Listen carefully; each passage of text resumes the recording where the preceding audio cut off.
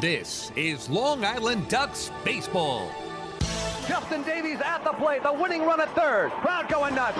Swung on, bouncing ball left side, off the mitt, up third baseman Brad Strauss. Here comes Willie Rodriguez. Justin Davies has done it again. The Ducks are one quack away from the championship. Jason Johnson makes the catch. He makes the catch, and the Long Island Ducks have swept the Camden River Sharks. They are the 2004 Atlantic League champions. Lions bunts up the third baseline. Esquivel charging in. They're not going to have a play, and the Ducks are the champions of the Atlantic League here in 2012. Going back is Adam Bailey. He settles under it. He makes the catch. Adam Bailey makes the catch, and for a second straight year, the Atlantic League trophy will reside on Long Island. The Ducks are the Atlantic League champions. And now it's time for the Long Island Ducks North Shore LIJ Southside Hospital pregame show. We are live here at Santander Stadium in York, Pennsylvania. It is time once again for Long Island Ducks baseball. Tonight, it is the rubber game of a three-game series, the penultimate series of the 2015 regular season for the Ducks as they take on the York Revolution. Well, good evening, everybody. My name is Michael Pollack. I'll be bringing you the play-by-play for all of tonight's action, and thank you so much for tuning in on this Wednesday evening, whether you're joining us on the Ducks official YouTube channel, youtube.com/DucksBaseball, or on the team's official website, liducks.com. Well, last night was a memorable one here in York, Pennsylvania, as the Long Island Ducks rallied for 3 runs in the 9th inning to break a 2-2 tie and defeat the York Revolution by a final count of 5-2. But it was after that that turned into a much more memorable situation as the Somerset Patriots defeated the Bridgeport Bluefish by a final count of 6-2 to clinch a postseason berth for the Long Island Ducks here in 2015. And after missing the playoffs, despite going 73-67 a year ago, Ducks are back in the postseason for the 10th time in the last 12 years, and they have a first-round matchup awaiting for them with the Somerset Patriots, who won the first half in the Liberty Division. And so they will meet the two of those teams in the Liberty Division Championship Series. Well, to start off on the pregame show, let's recap yesterday's action. The Ducks were able to jump out to an early 2-0 lead against right-hander Matt Neal in the second inning of the ball game. Randy Ruiz singled to left, and when Mike Blank came to the plate with one out, reached on an error by third baseman Brian Pounds. That gave the Ducks runners at first and second with one out. Elmer Reyes flew out to right for the second out of the inning, but up came Cody Puckett. First pitch from Neal, and Puckett will swing and crush one in the air to left field. Down the line on the run is Patterson. He won't get it. It's one hop off the wall. Ruiz is in to score. Blank will go to third. He'll stop right there. And in at second with a 2-out RBI double is Cody Puckett. The Ducks strike first, and they lead it 1-0. Puckett's 51st run batted in of the year made it a 1-0 game in the third inning. Phelan Lantini singled to center and stole second base to start the inning. Dan Lyons then reached on a fielder's choice error made by Pounds again when Valdez tried to get Lantini going from second to third, and Pounds dropped the baseball. So the Ducks had runners at second and third on the play with nobody out. Lou Ford would line out to second, but Randy Ruiz would pick him up. The 0-1, and Ruiz hits a high fly ball to right. Should be deep enough to get the run home. Back is Boggs, He'll settle under and make the catch. Lentini will tag and come home. The throw going in towards third, cut off by Valdez. It's a sac fly and an RBI to right for Randy Ruiz. And the Ducks double their lead to 2. It's 2-0 here in the third inning. And they would take that 2-0 lead until the bottom of the fifth inning. Bruce Kern had struck out 7 in the first 4 2/3 innings of the ball game. But with a runner at first base and 2 outs in the fifth, he gave up a single to Wilson Valdez that kept the inning alive. And then Andres Perez hit a line drive to left field that landed for a base hit and skipped past Anthony Vega. It went for a 2-run double, and the Revs tied up the game at 2 apiece. But after Kern would walk Boggs, Nick Struck came in, and he would strike out Brian Pounds.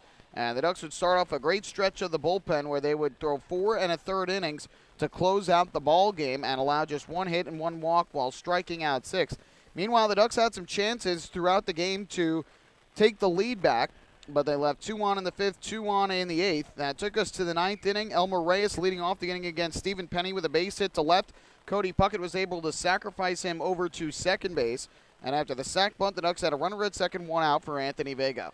Here's the 2-1. Reyes leads at second with 1 out. The pitch. Vega swings, lines this one in a shallow center field. On the run, Simmons, he won't get it. It drops in a base hit. Reyes rounding third. He's going to try and score. The throw to the plate is not in time.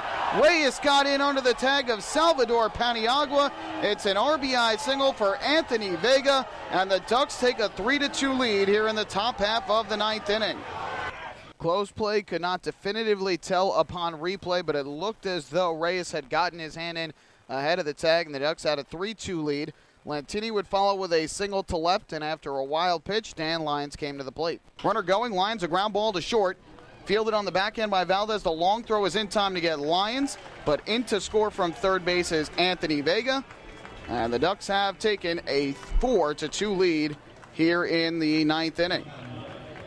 Then Lou Ford would follow Lyons and make it a 5-2 ball game.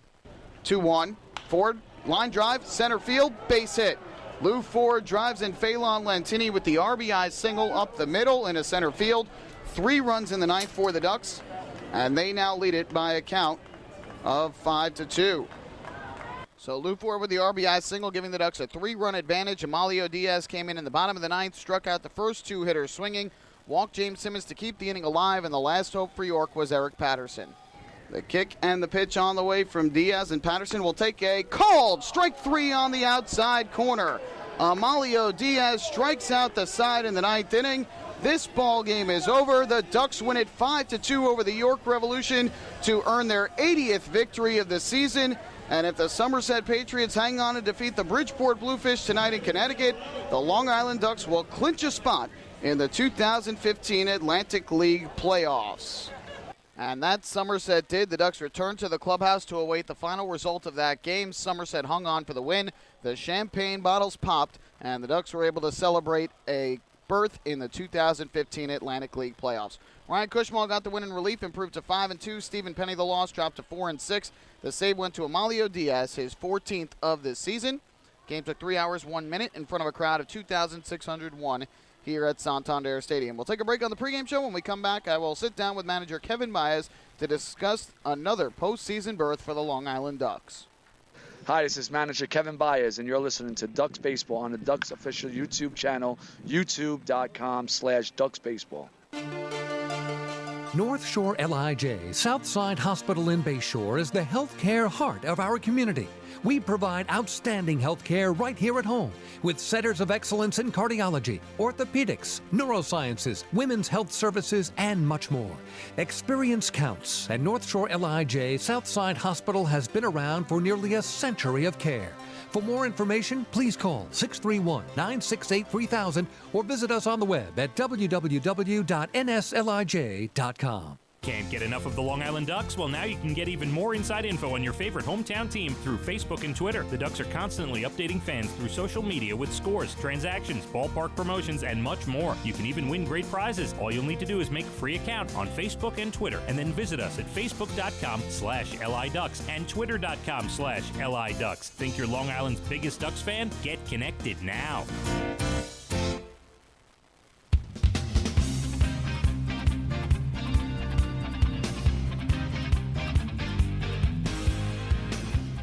Back at Santander Stadium as we get ready for the rubber game in this three-game series between the Long Island Ducks and the York Revolution, second to last series of the regular season for the Long Island Ducks. They will head after the game tonight 25 minutes to the east to take on the Lancaster Barnstormers starting tomorrow, and they will do so having already wrapped up a spot in the 2015 Atlantic League playoffs.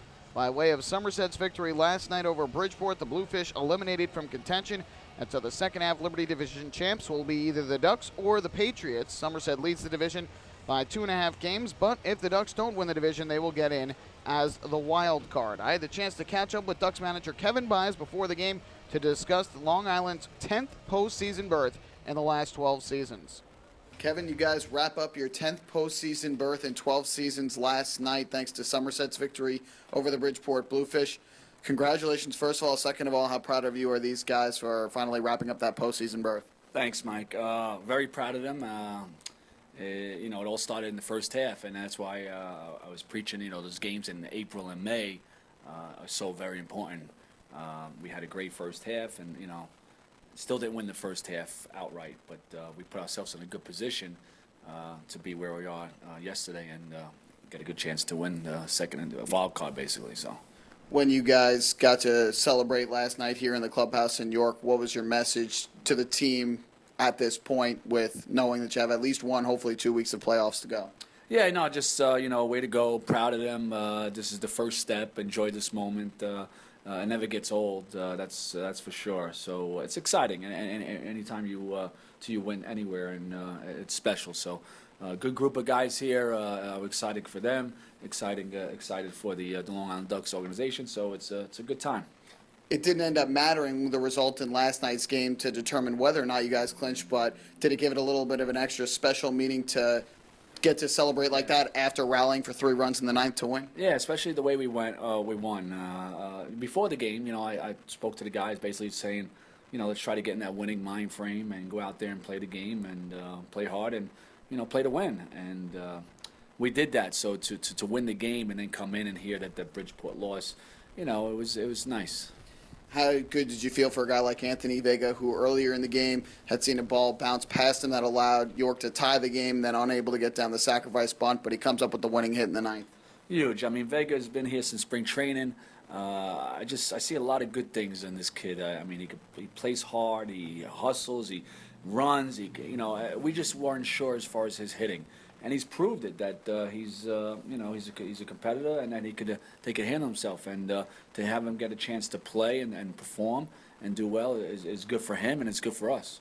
In both Monday's game and earlier in yesterday's game, seemed like those struggles with runners in scoring position and runners on base were coming to fruition once again. But finally in the ninth inning, you got those big hits that you needed. Did you notice any sort of difference in the way guys approach their at bats in the ninth inning? No, it's about execution. I know we preach it too. We got to do better. There's no question about it. And with men in scoring position, less than 2 outs, and we just got to do a better job and just trying to slow the game down. And yesterday we were able to do that. How clutch was it for your bullpen yesterday to bounce back after allowing 3 runs in 2 innings on Monday, to throw 4 1/3 scoreless innings yesterday, allowing just 1 hit and 1 walk? It was great. Especially, the Kearney threw outstanding, just that he was going on 3 days rest, so couldn't go too much with him. But he pitched outstanding and then, left with a 2-2 tie. And Struck came in, did outstanding, Romero, and Kuz, and then Diaz. So it was a good win. You guys have the playoff berth wrapped up, but still are within contention for the second half Liberty Division title. It doesn't affect anything in terms of whether you guys host games 1 and 2 or 3, 4, and 5, and it doesn't affect anything in terms of whether or not you get into the playoffs. But how important is that still to you? Yeah, it doesn't, like you said, it doesn't affect anything. But today and maybe tomorrow, the only thing is that you're trying to give guys some rest, some guys that need it. So, but it's a chance for other guys to come in there and take advantage of the opportunity and do well. But, you're trying to win the game. There's no question.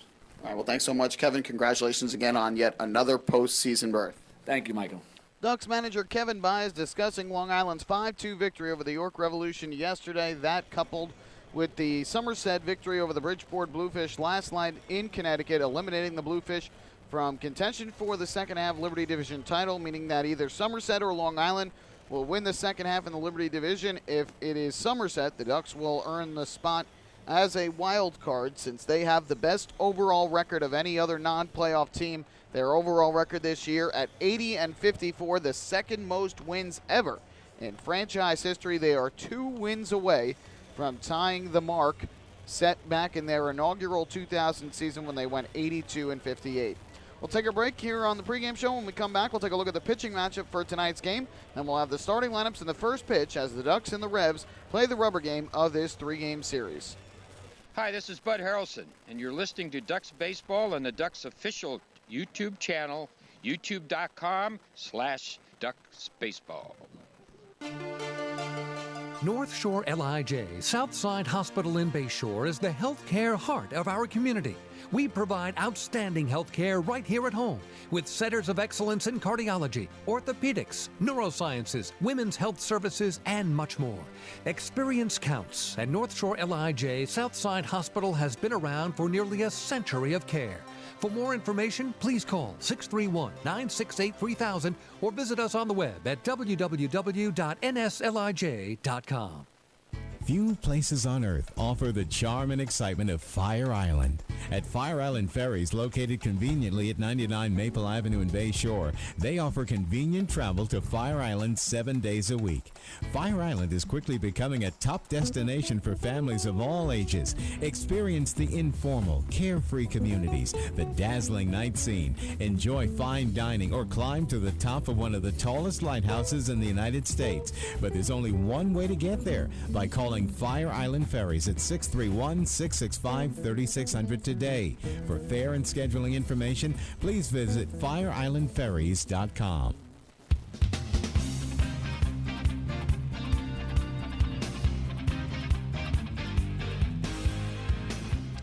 Back here in York, Pennsylvania, as the Ducks and Revs get ready to face each other for the final time this season. And for the York Revolution, this game and every game has become a must-win for them. Any Revolution loss or any Barnstormer win, will clinch the second-half Freedom Division title for the Barnstormers, thanks to Lancaster's win yesterday and York's loss here to the Ducks. And so every game has become a must-win for York, and even if they do win out, if the Barnstormers win just one game, they're playing Southern Maryland tonight before hosting the Ducks for 4. Then Lancaster will get to celebrate a second-half Freedom Division title, and they will have a first-round meeting with the Blue Crabs. Well, let's look at the pitching matchup for tonight's game. The Ducks will be sending out left-handed pitcher Joe Bircher, who is making his second start in a Ducks uniform. His first came last Friday night, September the 11th at Bethpage Ballpark. Started off okay. He had to battle his way through the first 3 innings of the game, but was doing all right until there was 1 on with 1 out in inning number 4. And in that inning, took a line drive comebacker that hit off his leg off the bat of Amadeo Zazueta. He got the out, but even though he got the out, stayed in the game, but did not seem himself after that. He walked the next hitter on 4 pitches, allowed a 3-run double to Jeff Dominguez, and then 2 more run-scoring hits that ended up tying the game for Sugar Land after the Ducks had built a 6-1 lead.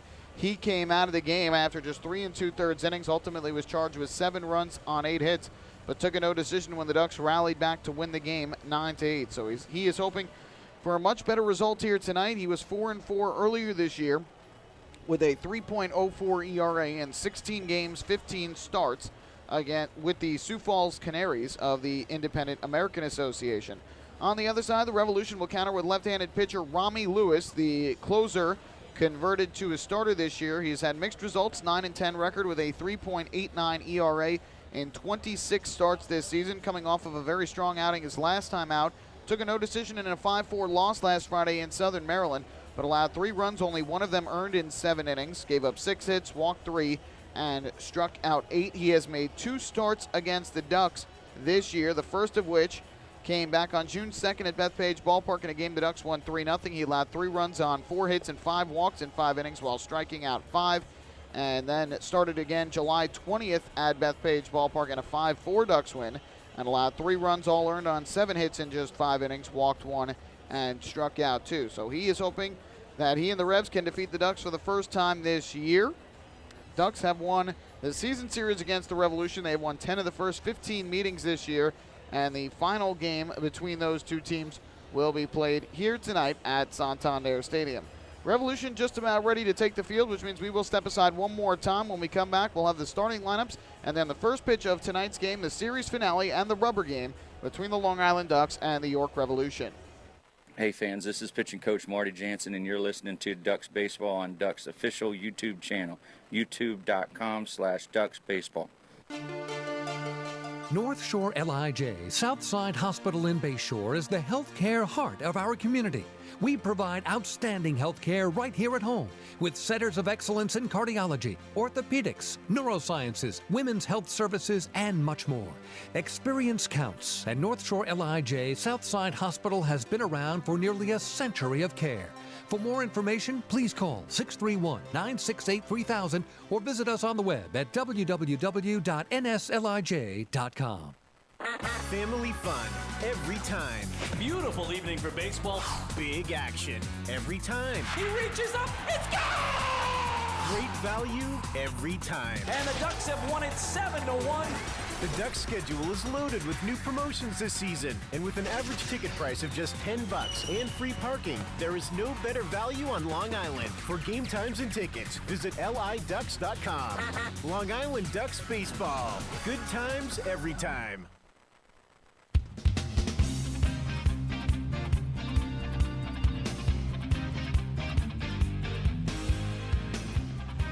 Back here in York, Pennsylvania, the Revolution taking the field right now wearing their yellow jerseys with blue and white stripes. And they're getting ready to face the Ducks in the final game of this three-game series, the last meeting of the season between these two teams. Ducks have won 10 of the first 15 meetings. 13 of the first 15 have been decided by 3 runs or less, and the last 3 have been decided by a score of 5-2. Now, time for tonight's national anthem.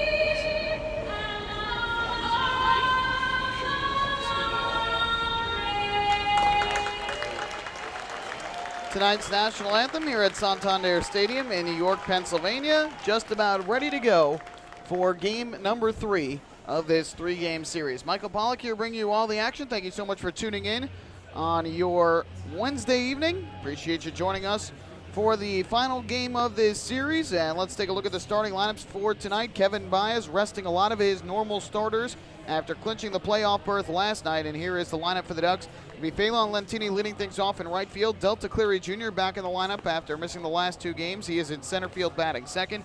The 3-hitter is the designated hitter tonight, and that is Mike Blank. And moving up to the cleanup spot for tonight's game, taking the spot at shortstop, is Elmer Reyes. Batting fifth, playing third base, Cody Puckett. Steve McQuail, who was activated today, will play first base and bat sixth for Long Island. Anthony Vega is in left field hitting seventh. The 8-hitter for the Ducks making his Long Island debut is Alex Marquez. He will do the catching. And rounding out the order for Kevin Baez's Long Island Ducks is second baseman Carlos Hughes. On the other side for Mark Mason's York Revolution, who are still mathematically alive in terms of a playoff berth, but they need to win out and have Lancaster lose out to have that opportunity to get in. Eric Patterson will lead off. He is at second base tonight. Wilson Valdez, the shortstop, bats second. Andres Perez is the designated hitter and will hit third. And in the cleanup spot is the right fielder, Brandon Boggs. Batting fifth, playing third base is Brian Pounds. Telvin Nash gets the start at first base and will hit sixth. Luis De La Cruz does the catching and bats seventh. Hitting eighth in left field is Nick Ferdinand. And rounding out the order for the Ducks is the center fielder, James Simmons, for the Revolution. So we are just about ready to go here tonight. Phelan Lantini will dig into the batter's box from the right side. Rami Lewis, the left-hander and Revolution veteran, will step up to the mound. And with a light crowd in attendance, we are just about ready to go in the final game between these two teams this year. First pitch on the way. Lantini takes a fastball strike over the outside corner. We're underway a bit late here tonight at about 6:39 p.m. Lewis works out of the stretch. And his 0-1, swung on and missed. Good fastball diving down in the zone, and it's 0-2. Most of the field in shadow, center field and right center field still in the sunshine. Lights are on here at Santander Stadium. Not much of a wind at all to speak of. And the 0-2, fastball is just off the outside corner, taken by Lantini for ball one. He's hitting .296 on the season for the Ducks. 3 home runs and 20 runs batted in. From the stretch, the 1-2. Kick and the pitch on the way. Lantini takes low and outside again and missed by Lewis. That'll even up the count.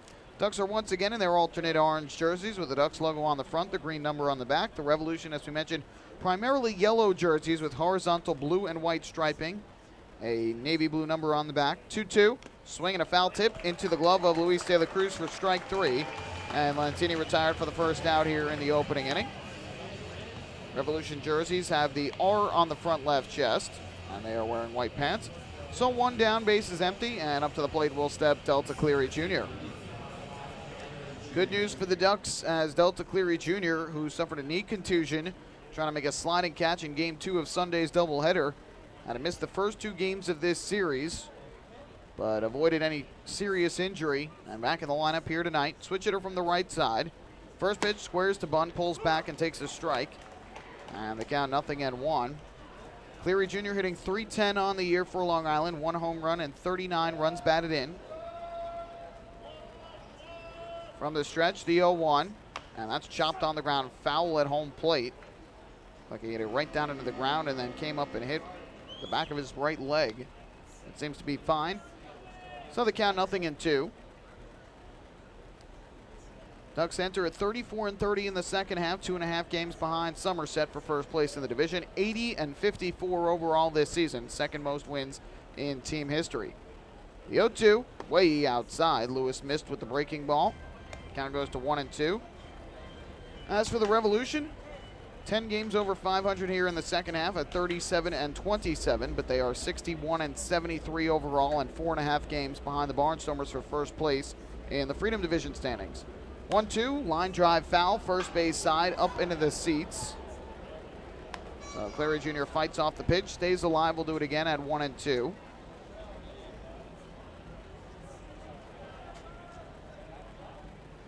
Lewis looks in for the sign from De La Cruz and is set to go.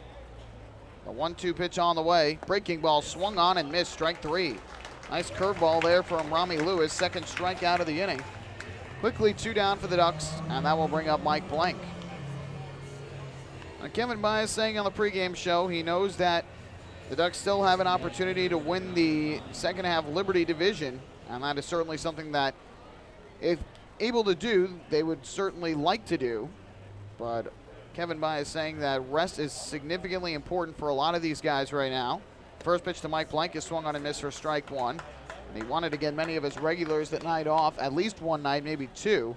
So tonight, Sean Burrows, Lou Ford, Dan Lyons, and Randy Ruiz all getting the evening off. Time is called, and unlike the major leagues where winning the division carries more weight than being a wild card, in this case, doesn't matter. It has no bearing on whether or not you host the first 2 or the last 3 games of the series. The 0-1 ripped on the ground is short. It's gobbled up there by Valdez. His throw to first is in time for the out. And Rami Lewis retires the Ducks in order in the top of the first inning. Ducks nothing, Revolution coming to bat after a half inning here at Santander Stadium. Hi, this is pitcher John Brownell, and you're listening to Ducks Baseball on the Ducks official YouTube channel, youtube.com/DucksBaseball. Beautify your patio, walkway, driveway, or pool surround with Nicoloc paving stones and walls. Nicoloc's specially formulated Paver Shield offers extra surface wear protection and color enhancement throughout the thickness of the paver. Paver Shield guarantees that your pavers will look great for years to come. Bring home the elegance with Nicoloc. Visit the Nicoloc Design Center, Sunrise Highway, Lindenhurst, or Nicoloc.com. Let Nicolac Pavers, let Nicolac Pavers pave your way. Enjoy the ultimate VIP fan experience at Bethpage Ballpark this season by taking in a Ducks game from the brand new Trout Town Fan Can. Presented by Roscoe Beer Company, the Fan Can is available for rental at all Ducks home games. It features 12 Dream Seat theater-style padded seats, beverage holders, an air-conditioned atmosphere, and an incredible view of the game. Packages are now available with food and beverage included.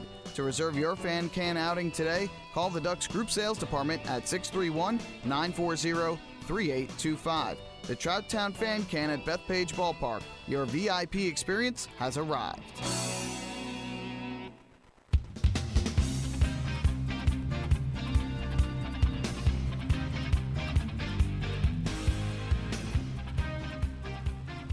Well, we go to the bottom half of the first inning with the Long Island Ducks and the York Revolution scoreless. Ducks and Municipal Credit Union teaming up again this season to present the Walk with a Purpose promotion. Every time a Long Island Ducks player walks, Municipal Credit Union will make a donation to the Quacker Jack Foundation. Municipal Credit Union serving members since 1916.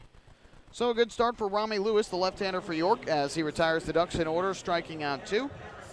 We go to the bottom half of the first inning. Joe Bircher back to the mound for Long Island as he makes his second start in a Ducks uniform. And he will face Eric Patterson of the Revolution to lead things off. First pitch on the way, and that fastball misses low and outside for ball 1. Patterson is getting the start at second base tonight. 3 games, 3 different positions that he has played in this series. And the 1-0 is up and away, ball 2. Started game 1 in right field, moved over to left field last night, and now tonight is at second base. 2-0. That is in for a strike at the knees. And Bircher able to get strike 1 on Patterson, who's hitting .253 on the year with 10 home runs and 54 runs batted in. Kick in the pitch. Patterson lifts this one foul. Third base side up and out of play. And the count is now even. Patterson will be followed by Wilson Valdez and Andres Perez here tonight. 2-ball, 2-strike pitch from Bircher. Patterson swings and misses, strike 3. Nice pitch over the outside corner of the plate. Fastball from Bircher, Patterson late on it. And there's the first out here in the bottom of the first inning. Again, Bircher had success earlier this year with the Sioux Falls Canaries of the Independent American Association. 4-4 record, a 3.04 ERA in 16 games, 15 of them starts. Struck out 48 and 85 in 2/3 innings, walked 26 and struck out 80. Doesn't have overpowering stuff, so he won't strike out a ton. But he's able to keep hitters off balance, mix up his pitches, and that's why he's been successful. First pitch to Wilson Valdez, runs up to bunt and ends up taking inside for ball 1. Doug McFarling is the home plate umpire here tonight. Jim Clayton is around at first base, and the third base umpire is Joe Del Balso. So Valdez, after a hop, skip, and a jump on that inside pitch, is back at home plate. And the 1-0 from Bircher is in for a strike over the inside corner to even up the count at 1-1. Valdez hitting .263 on the year. 1 home run, has driven in 39. Another Revolution veteran and a former major leaguer. Here's Bircher's 1-1, and Valdez swings and misses. Another good fastball in the upper 80s over the outside corner of the plate, and that runs the count to 1-2. So a matchup of southpaws here in the series finale. A newcomer to the Atlantic League and an Atlantic League veteran. Here's the 1-2 from Bircher, and Valdez takes just low and outside. Close pitch. Bircher did not get the call, so that'll even up the count at 2 balls and 2 strikes on Wilson Valdez. Waves the bat above his head as the 2-2 pitch is on the way, and it's swung and fouled back to the backstop. Pitch up in the zone. Valdez chasing and just got a piece of it. So we'll do it once again at 2-2. Ducks infield plays straight away all the way around. We'll give you the defensive alignment after this 2-2. And this is on the ground at second base, gobbled up there by Carlos Hughes. He'll throw over to first in time for the out, 2 away. Anthony Vega getting the start in left field again tonight for the Ducks. Delta Cleary Jr. is in center field, and around in right is Phelan Lantini. On the infield from left to right, Cody Puckett at third base. The shortstop tonight is Elmer Reyes as Dan Lyons gets the rare night off. Carlos Hughes getting the start at second base with Reyes shifting over to short. And Steve McQuail, who was reinstated to the active list today, is over at first, giving Sean Burrows the evening off. Alex Marquez doing the catching behind home plate. And on the mound is Joe Bircher. First pitch on the way to Andres Perez is dealt over the outside corner for strike 1. Perez, Atlantic League leader in RBIs this year with 83. He's also hitting .287 with 15 home runs. Here's the 0-1. That breaking ball misses down low to even up the count at 1 ball and 1 strike. Both starters looking to retire the side in order in their half of the first inning. Lewis already did that for York. Bircher 1 out away from doing it here. Here's the 1-1. That's down in the dirt once again for a ball. Goes to 2 balls and 1 strike on Perez.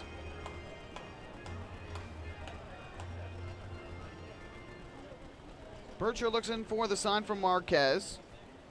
Gets the pitch he likes in the 2-1.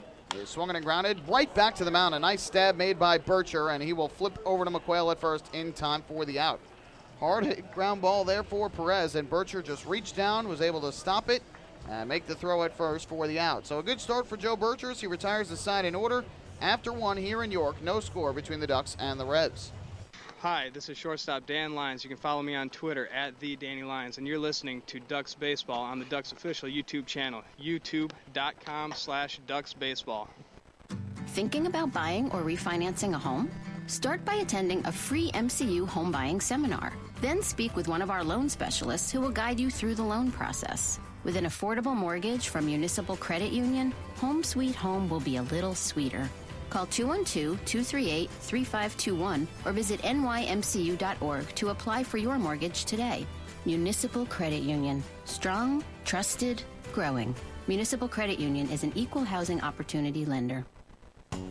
M&V Limousines is the official bus company of the Long Island Ducks. Family owned and operated, they've been in the business for over 23 years. M&V Limousines offers coach buses with Wi-Fi and restrooms, party buses, exotic limousines, and so much more. Whether you're looking for transportation for weddings, proms, corporate outings, or long-distance trips, they've got the right vehicle for you. Visit their showroom in Comac or check them out online at mvlimo.com. M&V Limousines, the official bus company of the Long Island Ducks.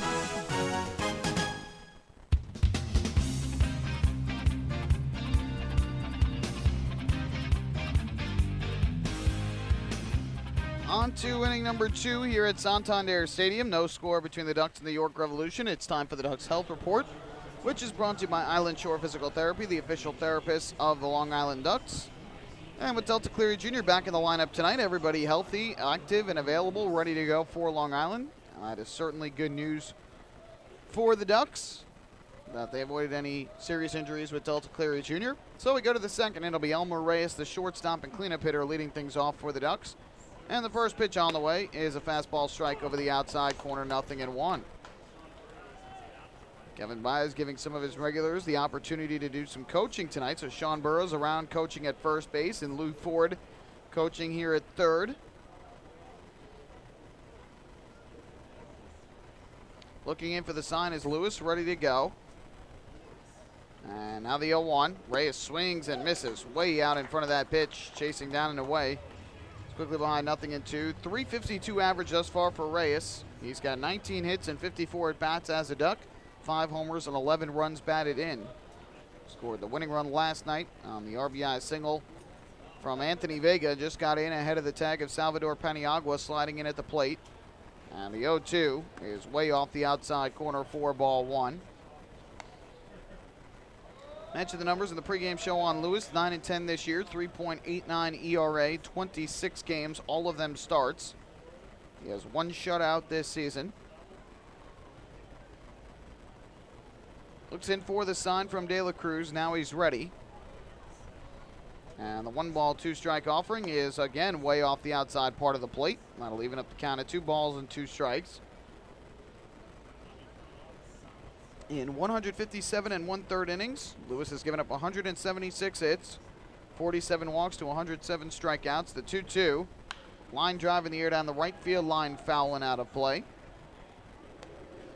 So Reyes fights off the 2-strike offering, keeps the count even. He'll be followed by Cody Puckett and Steve McQuail here in the second inning. 4, 5, and 6 in the Ducks order. Another 2-2 pitch, and Reyes swings, and it's a fly ball down the right field line, again slicing foul. And back into the crowd. Telvin Nash giving it a look, but that up in those seats that are at the front of the Mezzogiorno Picnic Pavilion down the right field line on those curved seats that curve in towards home plate. Nice view of the action there down the right field line. And here's another 2-2.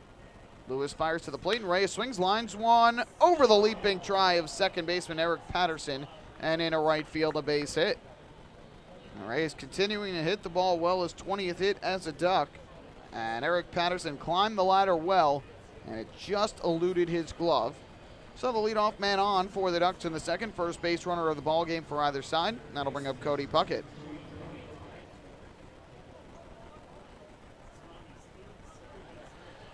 So 1 on, nobody out. Here's Cody Puckett to the plate, batting from the right side, third baseman. And the first pitch from Lewis is a fastball down low for ball 1.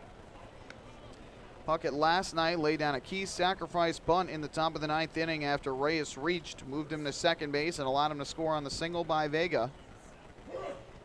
Here comes a 1-0, and Puckett swings, and it's a high fly ball to right center, well hit. On the run is James Simmons in the gap, reaches up, and he made the catch. Oh, what a catch by James Simmons. He robs Cody Puckett of an extra base hit and possibly saves a run, and that is out number 1. What a grab from Simmons. He raced over into the right center field gap to try and grab that baseball, made a full extension reach over his shoulder, and it looked like the ball ended up dropping into the heel of his glove, but he still hung on and made the catch. And Puckett retired for the first out of the inning. Excellent play by the speedy center fielder. So with 1 away, up to the plate will step Steve McQuail, who will bat from the right side. First pitch from Lewis, and McQuail takes off the outside corner for ball 1. McQuail on the year at 168 in a Ducks uniform. He's got 6 home runs, 13 runs batted in. From the stretch, the 1-0. Lewis fires, and McQuail swings, lines one to the right side, and it sneaks through a base hit. So a good piece of hitting there for Steve McQuail as he goes the opposite way for a single. And the Ducks with 2 hits in the inning, and very well could have had 3 if not for that great catch by James Simmons off the bat of Cody Puckett. And they've got runners at first and second, 1 away for the left fielder Anthony Vega.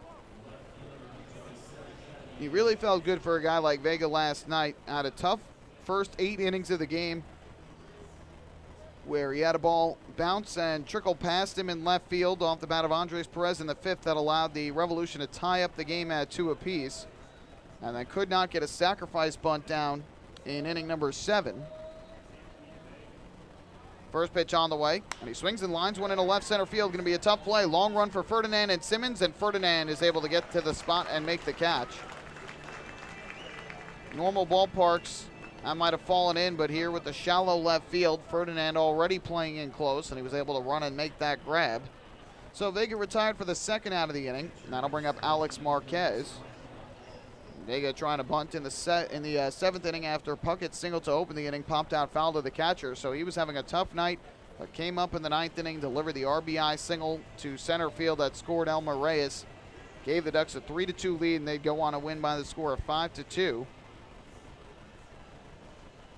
Now, for a guy like Carlos Hughes, he was very excited after the game. He had never made the playoffs in his career before, so he was very excited about the Ducks clinching the postseason berth last night, now in the starting lineup tonight.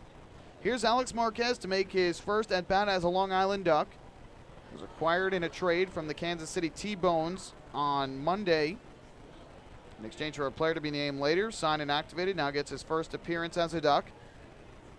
Lewis looks to second, deals to the plate, and Marquez takes low and outside for ball 1. While he was with Kansas City earlier this year, he hit .230, no home runs, 7 runs batted in, and scored 10 runs. From the stretch, the 1-0.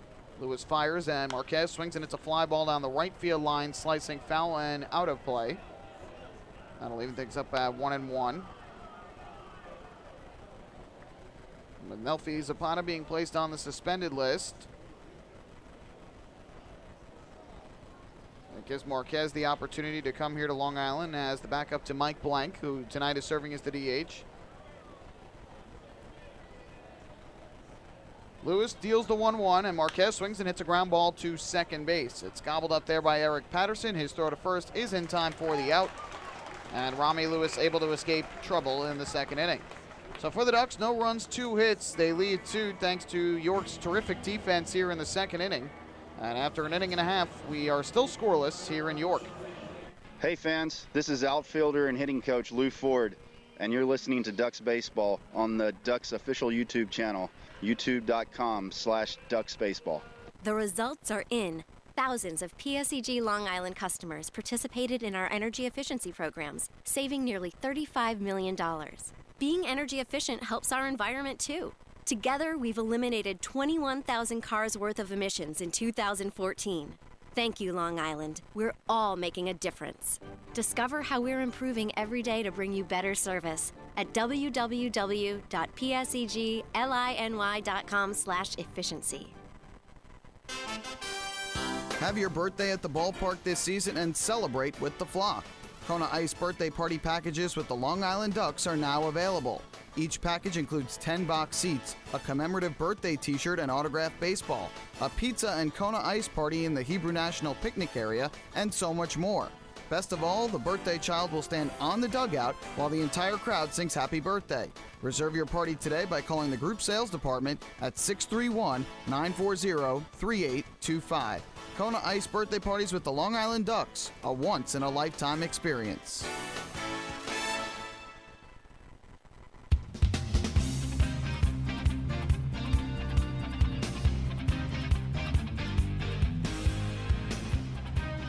No score after an inning and a half here at Santander Stadium. We go to the bottom of the second inning, and Joe Bircher back to the mound. Well, now that the Ducks have clinched a playoff spot, tickets are available for Games 1 and 2 of the Liberty Division Championship Series, which will surely now be held on Wednesday, September 23rd, Thursday, September 24th. That's next week at Bethpage Ballpark. Both games slated to begin at 6:35 p.m.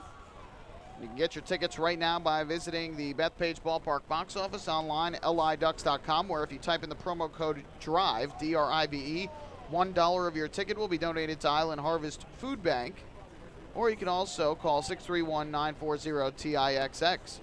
First pitch is in for a called strike to count 0-1. Great tickets available now for the Ducks' drive to the title as they look to win their 4th Atlantic League championship. The 0-1 is a fastball that just missed inside to even up the count.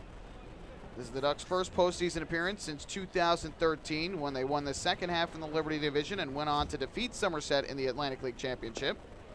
Fastball again from Bircher, again just missing the outside corner. The count goes to 2-1. Previous year, the Ducks also made the playoffs as the first half Liberty Division champs and again won the Atlantic League Championship. 2-1. Lifted over the screen, foul back behind the plate. And of course, coming up this weekend, 4 games against the Barnstormers to close out the regular season. And Lancaster, one of the hottest teams right now in the Atlantic League, have had a terrific second half. The 2-2, lifted in the air, foul again, upstairs behind home plate. That could very well be a preview of the Atlantic League Championship Series. Of course, Lancaster, if they clinch, would have to defeat Southern Maryland in the first round. The Ducks would have to defeat Somerset. Still a long way to go before that. 2-2. Chopped on the ground, foul, big breaking ball, and Boggs just got a piece of it. Sitting 266 on the year, the 12 home runs, 46 RBIs.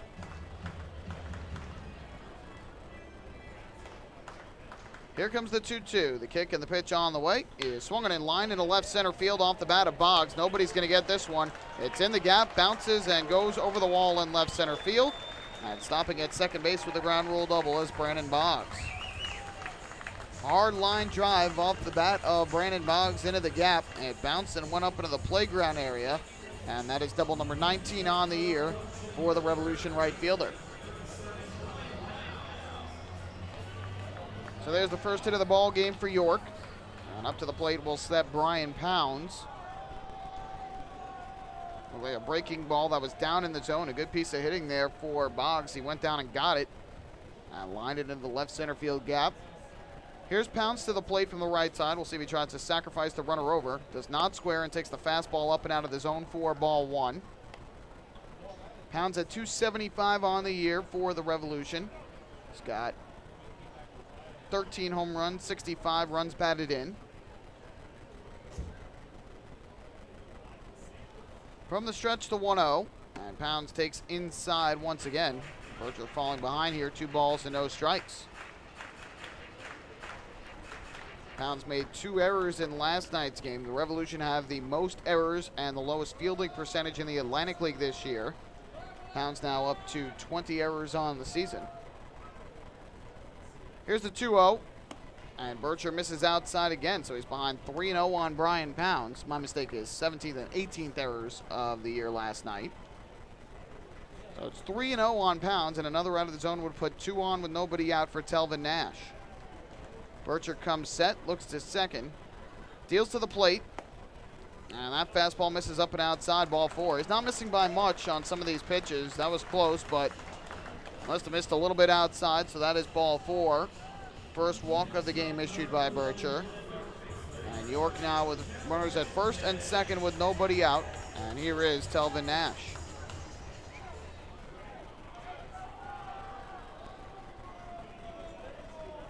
So leading off at second base is Brandon Boggs. Leading at first, Brian Pounds. Steve McQuail plays behind the runner at first. Berger comes set. And his first pitch on the way is a breaking ball that drops in at the knees for a called strike. Nicely thrown there by Berger. The count 0-1. Nash at 279 on the year, has hit 10 home runs and driven in 26. Lefty pitcher against the righty batter. Here comes the 0-1. Looks to second, fires to the plate, and Nash takes another big curveball that drops in for a strike. That's 0-2. Berger's curveball has had some terrific movement on it here in the early going. A lot of bite, keeping the Revolution off balance. So we'll see if he utilizes that more here in this game. Be an 0-2 on the way. Looks to second, deals to the plate, and this fastball misses up and away for a ball. Runs count to 1 ball and 2 strikes. Nash had a 2-run home run here in the first game of this series on Monday night in the 8th inning of York's 5-2 win.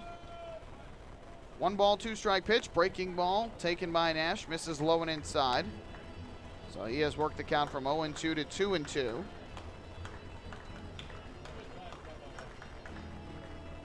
One little issue that Berger had his last outing was he had some trouble with his command at points in the game. So something he wants to correct here tonight. 2-2 pitch. Runners lead from first and second with nobody out. Here it comes, and the breaking ball is low. Nicely thrown again by Berger, but this one just missing below the knees. So the count full at 3-2. And another ball would load up the bases for Luis De La Cruz. A double and a walk thus far. And the payoff pitch up coming from Berger to Nash. Here it comes, and the fastball is swung on and missed, strike 3. Very nice pitch there from Joe Berger, his second strikeout of the night.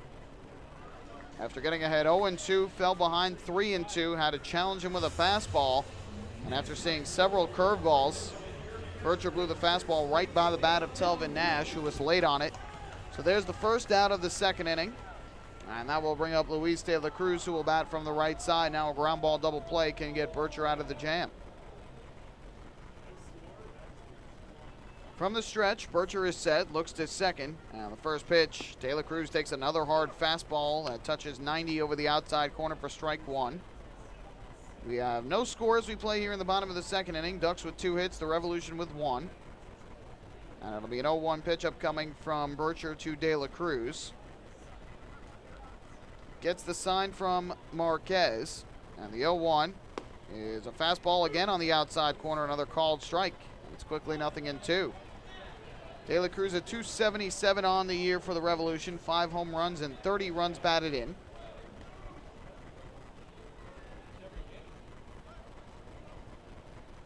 Looks in for the sign. Gets the pitch he likes, and now an 0-2. Bircher looks back at second base, fires to the plate, and De La Cruz a half swing at a breaking ball down low.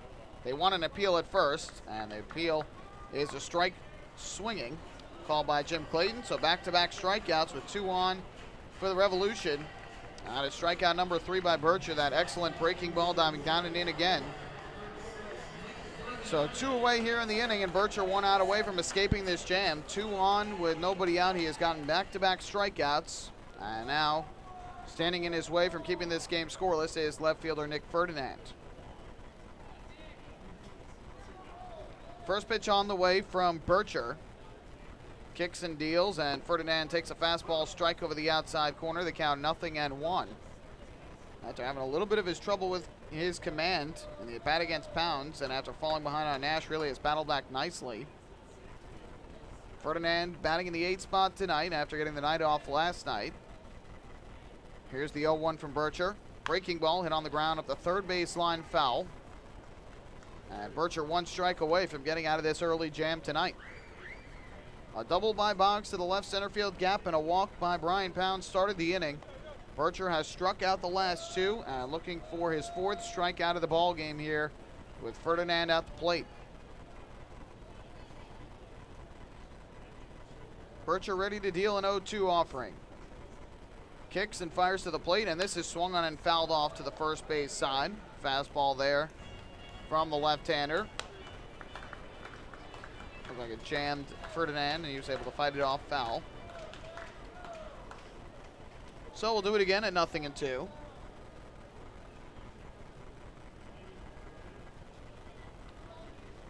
Runners take their lead. Bircher gets the sign ready to go. Here's the 0-2.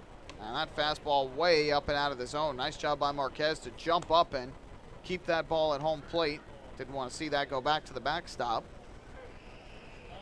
Boggs remains at second and Pounds at first with 2 down. Bircher looking for his first Ducks win here in this game. This is his second start with Long Island. Here's the 1-2 to Ferdinand.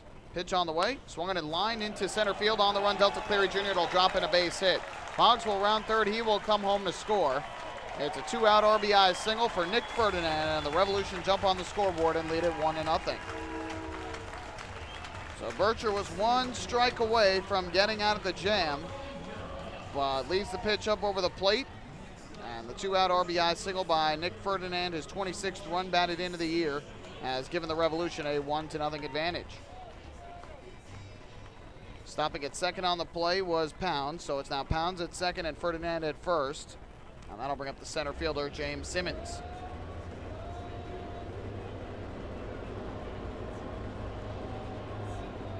Bircher looks in for the sign, comes set. First pitch on the way, and Simmons hits a line drive to left center field, well hit, going back. Arvega and Cleary Jr., they look up and it's off the base of the wall. In to score is Pounds. Around third comes Ferdinand. No throw to the plate. It's a 2-run double for James Simmons. And Bircher struggles with 2 outs continuing. It's now a 3-0 Revolution lead. Well, in his first outing, he had gotten to 2 outs in that 4th inning. Was 1 out away from getting out of another jam, and that's when the floodgates opened. And here, got to 2 outs again, but has now allowed an RBI single and a 2-run double for Simmons. His 18th double of the year, RBIs 43 and 44. And so the Revolution lead is now 3. And up to the plate will step Eric Patterson. 3rd hit of the inning for the Revolution. They've had 4 reach base in this bottom half of the 2nd. First pitch on the way here to Patterson is a fastball strike over the outside corner, 0-1. Bircher looks so good getting those 2 strikeouts in the 2nd inning, but he's just left too many pitches here over the plate to the bottom of the order. This York lineup, who's been hitting well of late, is definitely going to do damage if you leave those pitches near the plate.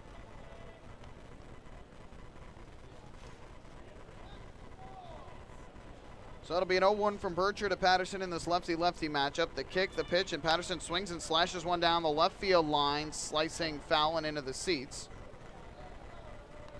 So Bircher ahead 0-2 and 1 strike away from getting out of this jam.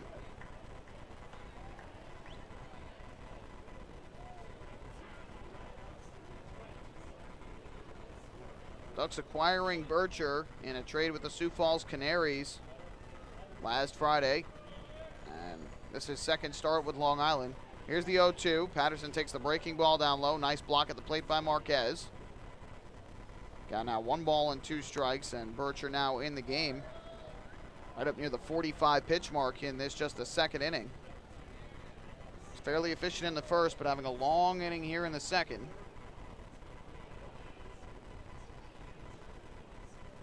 So we'll have a 1-2 pitch now from the left-hander. Kicks and fires, and Patterson takes the fastball up and away. Evens up the count at 2 balls and 2 strikes. Bircher taking the spot in the order that was originally held by Ian Marshall. Marshall had been struggling of late, so the Ducks acquire Bircher, move him into the rotation.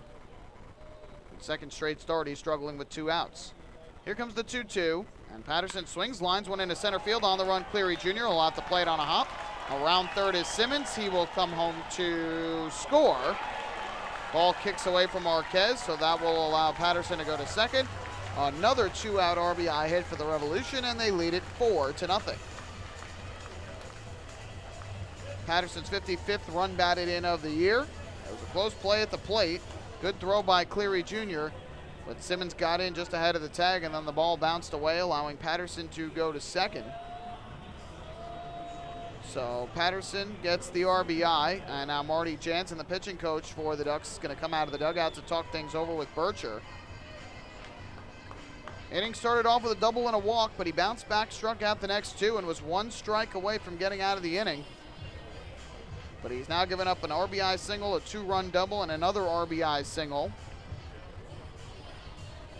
And the Revolution lead is 4. And now Wilson Valdez will step up to the plate.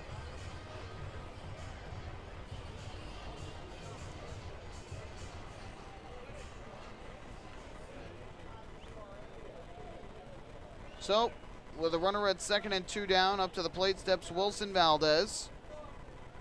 They rule an error on Delta Cleary Jr. there that allows the runner to move to second.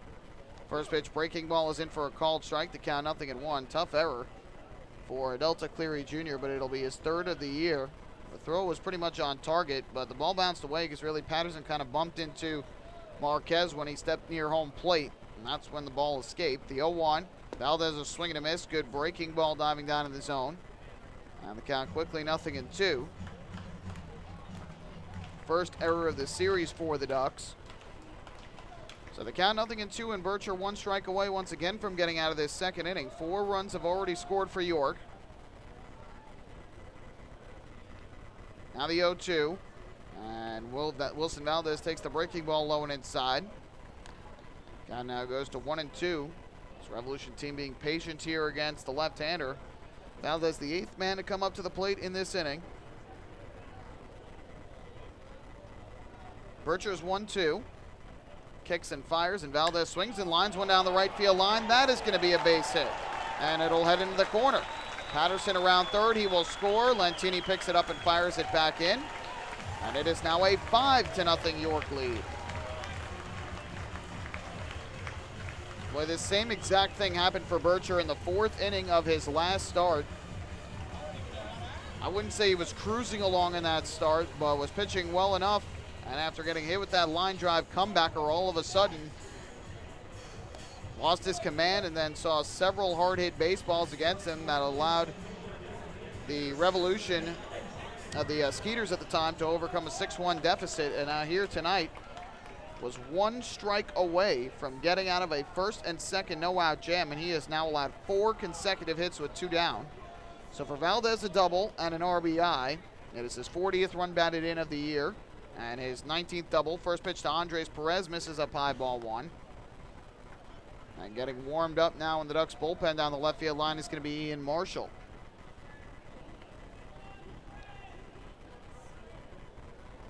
Bircher from the stretch is 1-0. kicks and fires, and Perez takes a breaking ball strike on the outside corner to even up the count at 1-1. My, how the game can change. And Bircher, who's had effective stuff at points here tonight, all of a sudden has collapsed with 2 outs in this second inning. Here comes a 1-1. Looks to second, fires to the plate. Big curveball, misses inside. And the count goes to 2-1. Just doesn't seem to have that same sharp command that he had earlier this inning. So it'll be a 2-ball, 1-strike pitch. Valdez leads at second with 2 down. 2-1. Perez swings a ground ball back up the middle into center field. Another base hit. Around third in to score Valdez. It's an RBI single for Andres Perez. And the lead is now 6 for York. League leading 84th RBI of the year for Andres Perez. Scoring from second on the play, Valdez, his 55th run of the year. York has sent 9 men to the plate in the inning and make that now 5 straight hits with 2 outs for York. That'll bring up the right fielder, Brandon Boggs.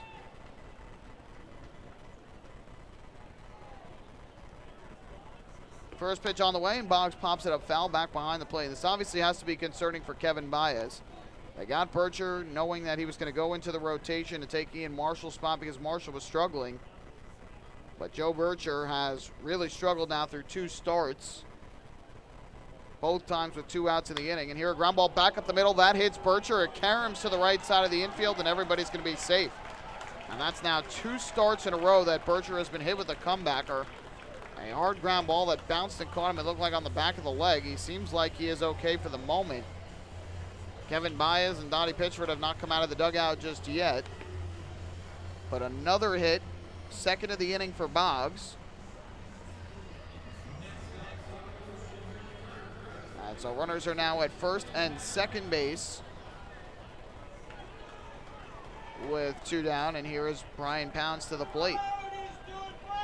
And that is going to bring Kevin Baez out of the dugout and will likely spell the end. It will spell the end for Joe Bircher. So Baez going to take the ball from Bircher for a second start in a row. The left-hander coming apart with 2 outs in an inning, and he is unable to get through 2 tonight. Revolution have a 6-0 lead, and Ian Marshall coming into the ball game for Long Island. Hey fans, this is pitching coach Marty Jansen, and you're listening to Ducks Baseball on Ducks official YouTube channel, youtube.com/DucksBaseball. North Shore LIJ Southside Hospital in Bayshore is the healthcare heart of our community. We provide outstanding healthcare right here at home with centers of excellence in cardiology, orthopedics, neurosciences, women's health services, and much more. Experience counts, and North Shore LIJ Southside Hospital has been around for nearly a century of care. For more information, please call 631-968-3000 or visit us on the web at www.nslij.com. The results are in. Thousands of PSEG Long Island customers participated in our energy efficiency programs, saving nearly $35 million. Being energy efficient helps our environment too. Together, we've eliminated 21,000 cars worth of emissions in 2014. Thank you, Long Island. We're all making a difference. Discover how we're improving every day to bring you better service at www.pseglyny.com/efficiency.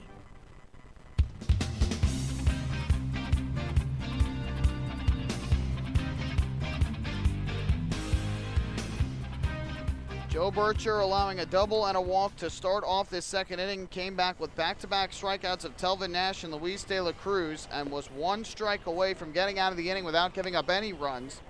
But my, how the tables have turned. An RBI single by Ferdinand, a 2-run double by James Simmons, an RBI single from Eric Patterson, an RBI double from Wilson Valdez, and an RBI single from Andres Perez all add up to a 6-0 York Revolution lead that has knocked Joe Bircher out of this game. And into the ball game now for the Ducks is right-hander Ian Marshall, the man who Bircher replaced in the rotation. And Marshall will try and get this final out of the inning. First pitch to Brian Pounds, grounded to third. Cody Puckett will field, and he will take it to the bag at third. And on 1 pitch, Marshall is able to get the job done and get out of the inning. But not before the Revolution strike for 6 runs, all with 2 outs in the inning. They finished the inning with 6 hits. There was 1 error in the inning, and they leave 2 men on base. We have played 2 now here at Santander Stadium. It is the Revolution 6 and the Ducks nothing. Hey fans, this is infielder Cody Puckett, and you're listening to Ducks Baseball on the Ducks official YouTube channel, youtube.com/DucksBaseball. James Simmons is going back. He is looking up, and on Park in the Park Night, that one is gone and reaches a kennel in Central Islip. That was another home run for the Ducks. And Duck fans, what's more fun than a home run that helps the Ducks win a game? How about a homer that helps the community win? Chappie's Funeral Home and the Long Island Ducks have once again teamed up for the Chappie's Home Run Challenge. If the Ducks hit 100 homers this season, Chappie's Funeral Home will donate $5,000 to the Quackerjack Foundation. So every time a Ducks hitter goes deep this season, watch for the Chappie's Challenge home run count on the scoreboard. And if we reach 100, we're all a winner. Chappie's Funeral Home, where caring for others is a family tradition. Can't get enough of the Long Island Ducks? Well, now you can get even more inside info on your favorite hometown team through Facebook and Twitter. The Ducks are constantly updating fans through social media with scores, transactions, ballpark promotions, and much more. You can even win great prizes. All you'll need to do is make a free account on Facebook and Twitter, and then visit us at facebook.com/LIDucks and twitter.com/LIDucks. Think you're Long Island's biggest Ducks fan? Get connected now.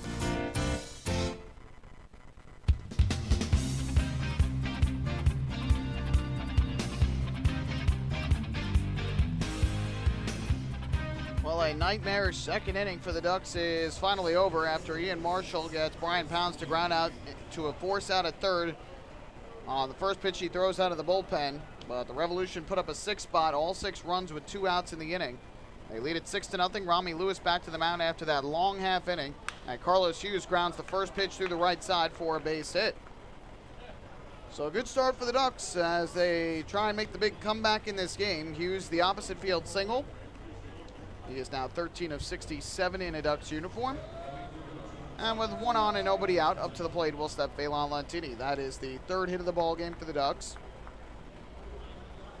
Long Island had first and second with 1 out in the second inning, but could not get a run home as Vega flew out to left and Marquez grounded to second. First pitch on the way from Lewis to Lentini, and that is a breaking ball in it, a little bit below the knees for ball 1. And then the Revolution got 2 on with nobody out. Next 2 batters were struck out, and then the floodgates opened against Bircher. The 1-0, and Lentini swings and misses, chasing way low and out of the zone. That'll even things up at 1-1.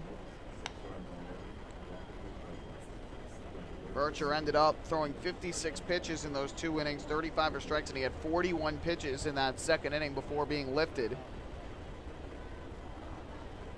From the stretch, the 1-1. Lewis looks to first. Kicks and fires to the plate. Lentini swings and lines it into right field, another base hit. Hughes will go to second. He'll stop right there. And a good start for the Ducks in the 3rd inning. Back-to-back singles to right. And they've got 2 speedy base runners on, Hughes and Lentini, with nobody out. Kevin Baez has been talking about the need to be better with runners on base and runners in scoring position. The Ducks really struggled in the first game of this series with that, and were struggling yesterday up until they broke out for that 3-run 9th inning. So we'll see what the Ducks can do here with 2 on and nobody out. Lewis looks to second, deals to the plate. Cleary Jr. takes outside for ball 1. Cleary Jr. striking out his first time up back in the opening inning after missing the last 2 games due to the knee contusion. First baseman plays behind the runner. Here's the 1-0. Cleary Jr. swings and fouls this one off down the right field line. Out of play to even up the count at 1-1. So we'll see how the playoffs go with the Ducks as to how they use Joe Bircher. Here comes a 1-1. And Cleary Jr. hits a high fly ball to left, pretty well hit. The left fielder Ferdinand can't see it. Looking up near the wall, and that ball's going to bounce off the warning track and hit the wall. Around third coming in to score is Hughes. Lentini also races home. He is in. It's a 2-run double to left field for Delta Cleary Jr. Ducks are on the scoreboard, and they close to within 6-2. The left fielder Nick Ferdinand had absolutely no idea where that baseball was looking up in the air, could not see it at all. By the time he finally recovered to see it, it ended up bouncing off the warning track and hitting the wall. And 2-run score on the play, so the Ducks have themselves a 6-2 advantage. They have gotten 2 runs on the scoreboard. The deficit is just 4. And up to the plate will step Mike Blank. I haven't put it up on the scoreboard if that's a hit or an error, but it's got to be a hit. There's no way that could be an error. Left fielder simply just could not see it by the time he eventually saw it. Never made contact with the ball. If you lose the ball in the sky, it's got to be a hit. Now they have put up the hit. Here is Mike Blank. First pitch is a fastball strike over the inside corner. So for Cleary Jr., it'll be RBIs 40 and 41 on the year. And his 18th double of the season. So a good response from the Ducks here after they allow 6 runs with 2 outs. They have immediately put at least 2 back on the scoreboard and have closed the gap to 4. 0-1 from Lewis to Blank, and he'll take a breaking ball in for a strike. Off the bat, looked good, like it had a chance to clear that arch nemesis in the left. And Cleary Jr. not really a power hitter, but the ball was just a bit too high in the air, and had Ferdinand saw it, probably would have been able to catch it on the warning track, so a tough break there for Rami Lewis. Here's the 0-2, and Blank takes the breaking ball low and outside for ball 1. It's tough for pitchers because when an outfielder loses the ball, you made the pitch that you need to get an out, but ultimately you're charged with earned runs because you can't give an error to the outfielder when he can't see the ball. Here comes the 1-2. Kicking the pitch on the way, and Blank grounds it towards the middle. The shortstop Valdez fields, he juggles the baseball. Now the throw to first is in time for the out. A great job by Valdez to get at least 1, but again, making an ill-advised decision on the play. Ultimately, what should have happened for Valdez ends up happening with Blank grounding out. Cleary Jr. crosses to third on the play. He did that in last night's game in inning number 3, when Lentini was at second with nobody out. Lions hit a ground ball towards the second base bag, which Valdez fielded and tried to throw Lentini out at third, and Pounds could not handle the throw. And instead of getting 1 out, everybody was safe. First pitch is swung on and missed by Elmer Reyes for strike 1. And here in this situation, Valdez again trying to go for third and get Cleary Jr. out, and then ended up losing the ball. But he fortunately was able to quickly recover and still throw out Mike Blank at first with his strong arm. But again, trying to do too much with that, and that could have led to disaster for the Revolution, who again need this game. This game and every game the Revolution need. Any loss by them would eliminate them from playoff contention. Of course, even if they win out, if the Barnstormers win one of their remaining games, it won't matter. Here's the 0-1. Fastball low and inside of Reyes, who singled to right his first time up back in the second inning. Ducks now with 5 hits in the game. Looking to cut the deficit from 6-0 to 6-3 as Cleary Jr.'s at third with 1 out. The 1-1.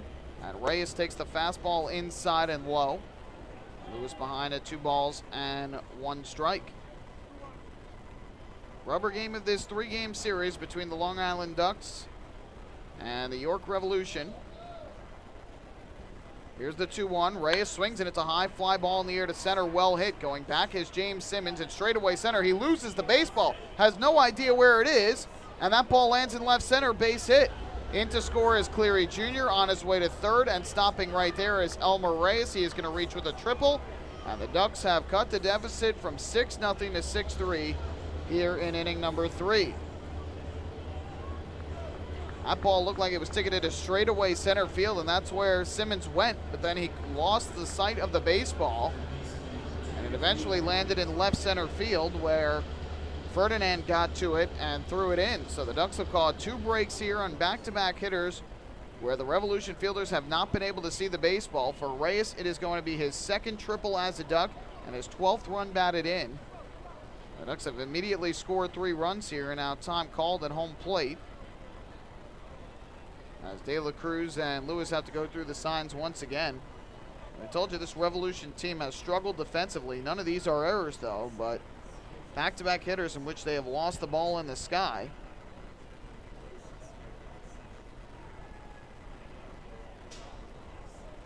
First pitch on the way to Cody Puckett. And he takes a breaking ball on the outside corner for strike 1. Ducks are no strangers to comebacks this year. They have done so 37 times this year to win games. Sky is in that twilight right now as the 0-1 is chopped on the ground foul to the Ducks on deck circle, third base side, and they count 0-2. But it's in that kind of twilight where it makes it very difficult at times for the hitters, or for the fielders, excuse me, to pick up the baseball when it's in the sky. It's not only in this ballpark that we've seen it in many. But on back-to-back plays, the Revolution fielders lose the baseball. The 0-2 is on the inside corner, a fastball for strike three. Nice pitch there from Lewis. Third strikeout of the game for the left-hander, and that is the second out. So that will leave it up to the first baseman, Steve McQuail. Batting in the sixth spot of the order. He singled to right field his first time up.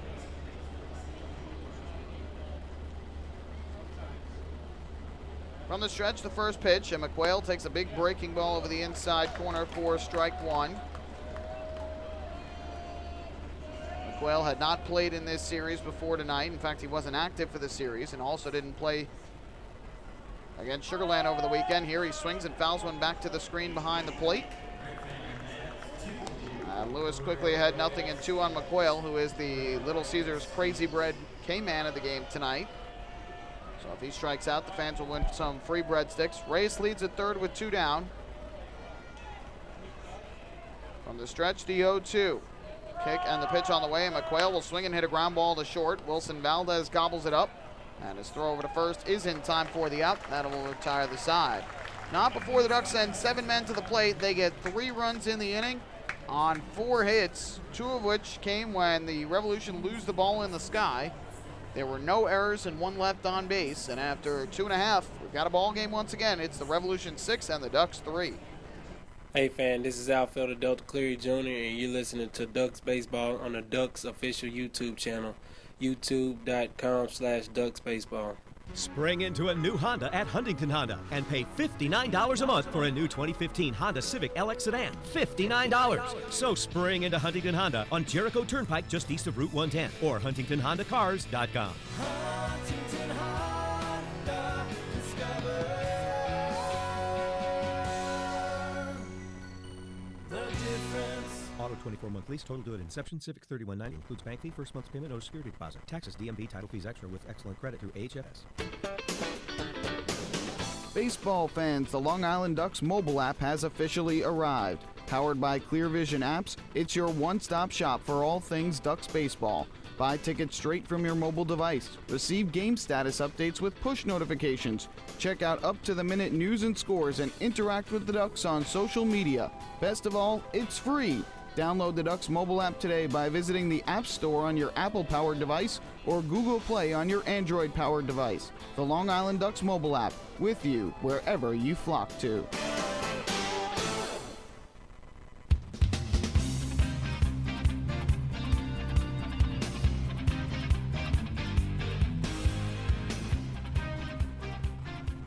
Well, Ducks fans, with Steve McQuail grounded out to short in the top half of the third inning. That was the 15th out of tonight's ball game. Did you know that a 15-minute phone call to Geico could save you 15% or more on your car insurance? Get a free quote today. Call 1-800-947-AUTO. That's 1-800-947-AUTO or visit geico.com. So after the Revolution scores 6 runs with 2 outs in the second inning, the Ducks answer with a 3 spot in the third. Helped out on back-to-back plays by Revolution outfielders losing the ball in the sky. So a big break for the Ducks there. They have cut the deficit in half. And now the first pitch on the way here to Telvin Nash is hit well in the air to center field. Delta Cleary Jr. seems like he's got a beat on it in straightaway center, and he makes the catch for the first out of the inning. So Delta Cleary Jr. had no trouble with that one, picked it up right off the bat. And Nash retired for the second time tonight. That's the first out here in inning number 3. And with 1 away, that will bring up Luis Taylor Cruz, the catcher. The numbers on the year for Ian Marshall of the Ducks. He is 7-7 with a 4.19 ERA in 25 games, all of them starts. He's given up 140 hits in 139 and 2/3 innings. First pitch on the way, Taylor Cruz takes a fastball up and in tight. 74 runs, 65 of them earned. He has walked 64 batters this year and has struck out 89. The 1-0 from the right-hander. And De La Cruz swings and fouls it off at home plate. That'll even things up at 1-1. Marshall's numbers this year better than what he had in his 2 years with the Southern Maryland Blue Crabs. But recently, over his last 4 starts, really has struggled on the mound for Long Island. And now here tonight comes in relief duty after the struggles of Joe Bircher in the second inning. The 1-1, ground ball to short. 3 hops for Elmer Reyes, and his throw over to first is in time. So De La Cruz retired on the grounder to short, and quickly 2 outs for Ian Marshall here in inning number 3. Marshall looking to quiet the Revolution lineup after they put up 6 runs in the second and get the shutdown inning after the Ducks scored 3 in the top half of the inning. Here is Ferdinand, who got that 2-out rally started in inning number 2 with the RBI single to center. First pitch fastball misses low, and the count goes to 1-0. Ferdinand delivered the RBI single for the first of 6 consecutive 2-out hits before Marshall came in and on 1 pitch ended the inning. The 1-0 is a fastball strike over the outside corner. That'll even up the count at 1-1. Ferdinand's RBI, his 26th of the year. The run he scored is 25th. Here's the 1-1. That misses inside off the glove of Marquez. 2-1 now on Ferdinand, who had the night off yesterday. Played here, though, 2 nights ago. Out of the windup, the 2-1 from Marshall. Fastball in for a strike. Nice pitch over the inside corner. Evens things up at 2-2, and Marshall 1 strike away from a 1-2-3 inning here in third. Here's the pitch, and Ferdinand chops it foul at home plate. If I can hit his front leg, his left leg. Seems to be all right, though. We'll do it again at 2 balls and 2 strikes.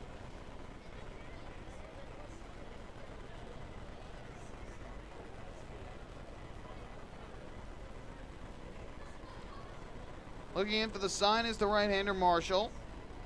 Marquez gives him the pitch he wants, the 2-2. Chopped on the ground again, foul, this time up the third base line.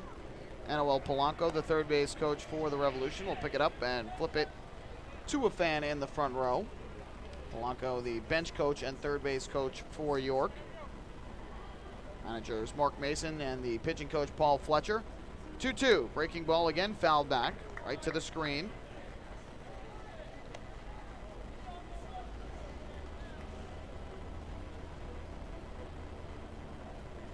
So we'll do it once again at 2 balls and 2 strikes.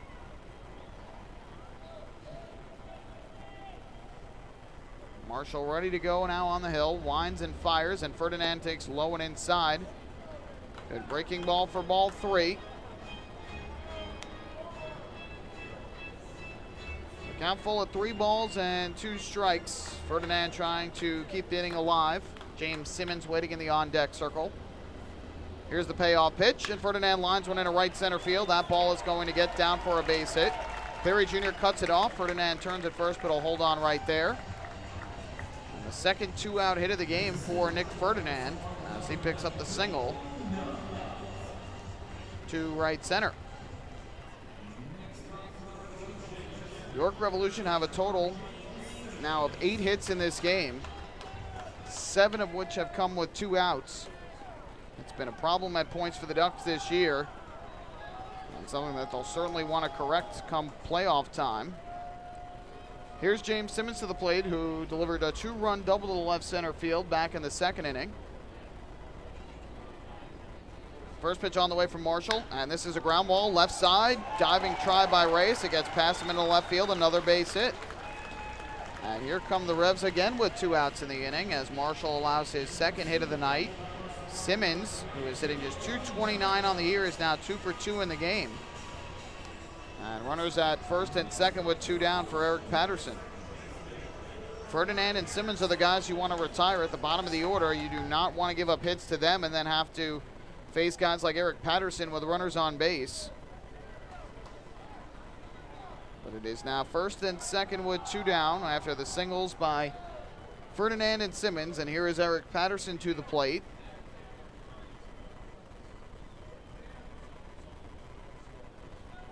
Marshall gets this sign. First pitch on the way. Patterson swings and fouls this one off the top of the screen to the third base side of home plate. The count 0-1. This Revolution team was expected to hit the ball extremely well at the get-go of the season this year back in April. They really struggled offensively in the first half of the year, struggled overall, and finally have gotten somewhat hot in the second half. Here's the 0-1.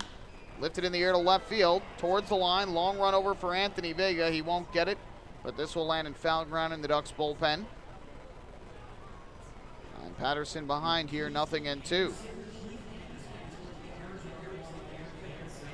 obviously with Joe Bircher, the Ducks are going to need length out of their bullpen tonight. Marshall pitched game 2 of the doubleheader on Sunday. So he's only had 2 days of rest before his outing here tonight. Not sure how long he'll be able to go. The Ducks are going to need to use several relievers most likely to get through the rest of this game. So Marshall had 0-2 here on Patterson. And again having trouble trying to get through this inning after getting 2 quick outs to start the inning. Gets the sign, comes set. 0-2 on the way. Patterson takes a breaking ball that misses low and outside. That'll run the count to 1-2. It's a very pesky Revolution team, and again, they are playing with absolute desperation right now. They know every game needs to result in a win for them to have a chance at getting into the playoffs. Here comes a 1-2. Marshall fires, and Patterson swings and lines this one over first and down the right field line. Another base hit. In to score from second base, Ferdinand. Simmons will stop at third. It's an RBI double from Eric Patterson, his second RBI hit of the game. And the Revolution, with 3 straight 2-out hits here in the third, have gotten a run back, and they lead at 7-3. It really is just unbelievable how in 2 straight innings York is rallying with 2 outs. 2 quick outs on a fly out and a ground out. Ferdinand single, Simmons single, Patterson double. And now Wilson Valdez will step to the plate.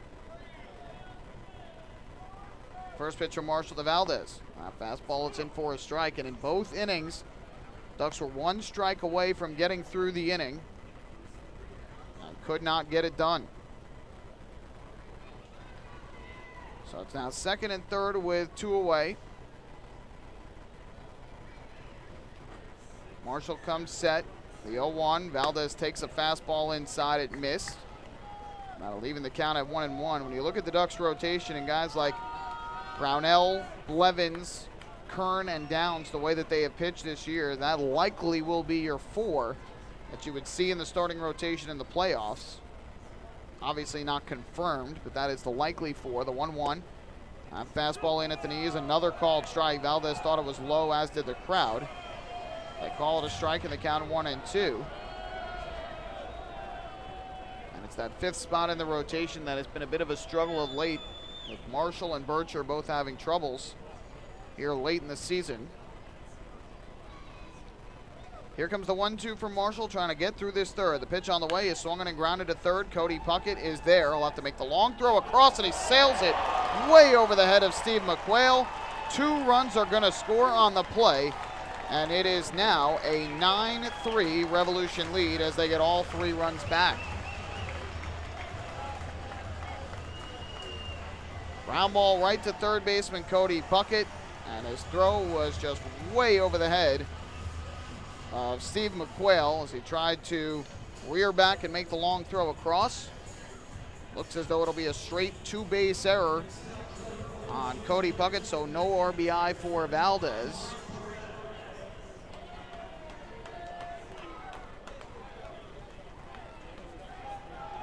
So that is the second error of the game for the Ducks, who had played error-free baseball over the first 2 games of this series. First pitch on the way to Andres Perez, and he will take a breaking ball strike. No RBIs again for Valdez. Straight E5 for Puckett, his 16th error of the year. Patterson scoring his second run of the game. Simmons scoring his second run of the game. And a sloppy night here in the early going from the Ducks. Breaking ball here, swung on and missed. Nice pitch that time from Marshall. There's Ed on Perez, 0-2.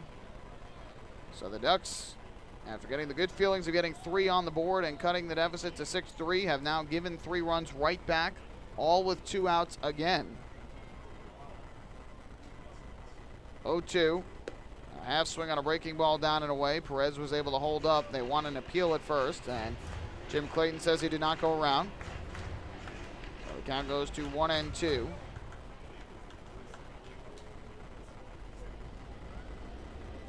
Again, for the Ducks, they have clinched up a postseason berth, so losses aren't as tough anymore to deal with because they do not affect whether or not the Ducks will make the playoffs, but they're still trying to win the division.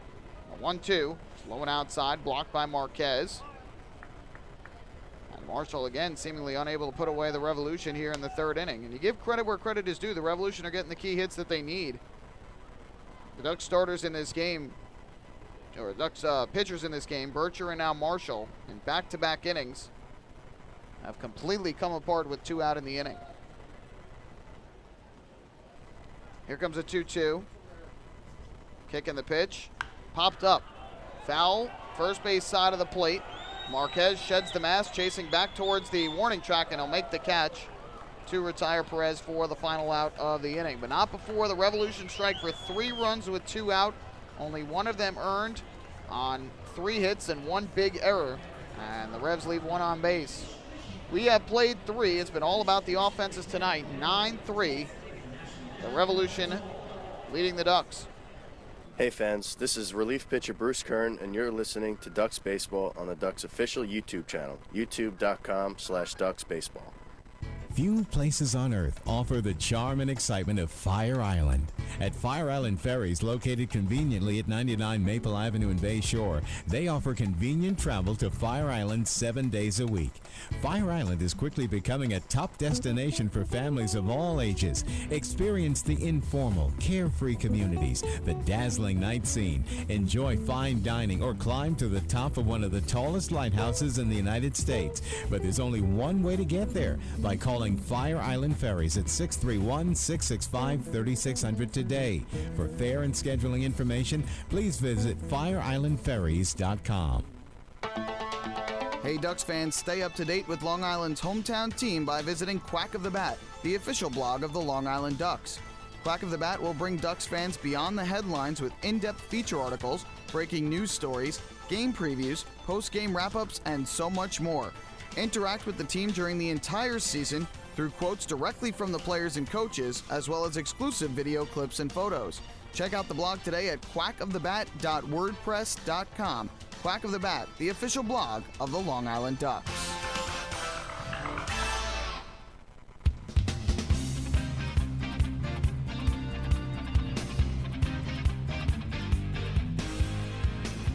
Well, we head to the 4th inning in what has been an offensive slugfest between these two teams. In 3 innings, they've combined for 12 runs and 16 hits.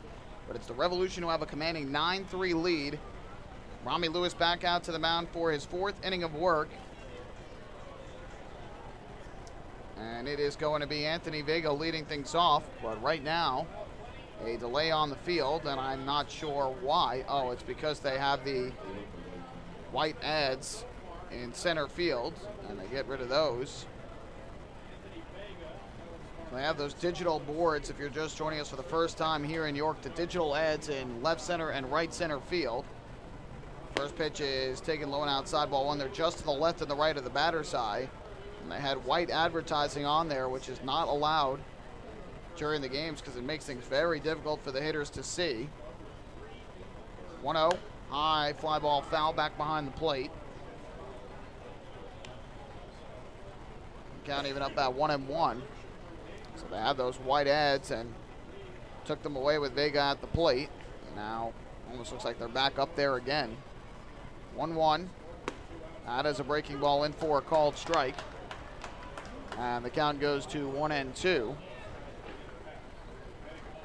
First at bat for Vega came in the second inning, 2 on, 1 out, and he flew out to shallow left field. Here's the 1-2. Breaking ball swung on and missed, strike 3. So Vega goes down swinging. 4th strikeout of the night for Lewis. And that's the first out here in the top of the 4th inning. Time for our 4th inning trivia, where we test your knowledge of the Long Island Ducks, the Atlantic League, and baseball as a whole. Tonight's question revolves around the starter for the Ducks tonight. That was left-hander Joe Bircher, although he is now out of the game. Joe Bircher currently resides in Omaha, Nebraska. He is not the only pitcher, though, on the Ducks roster who also resides in Omaha. There's one other on the roster who does. The question, who is that other pitcher that lives in the same neighborhood in Omaha, Nebraska as left-hander Joe Bircher? We'll let you think about it. We'll give you the answer in the bottom half of the inning. If you have a Ducks media guide or yearbook, no cheating. Breaking ball here, low and outside for a ball. The count 1-1 on Alex Marquez, who grounded out to second base his first time up back in the second inning. And again, they have those white ads on the boards in center.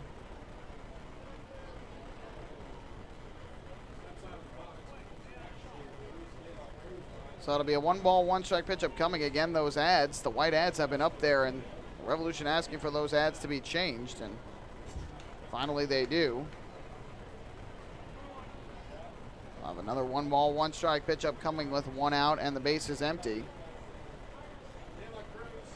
Here's the pitch, and this one is fouled right back to the screen behind home plate. Another breaking ball on the count of 1-2.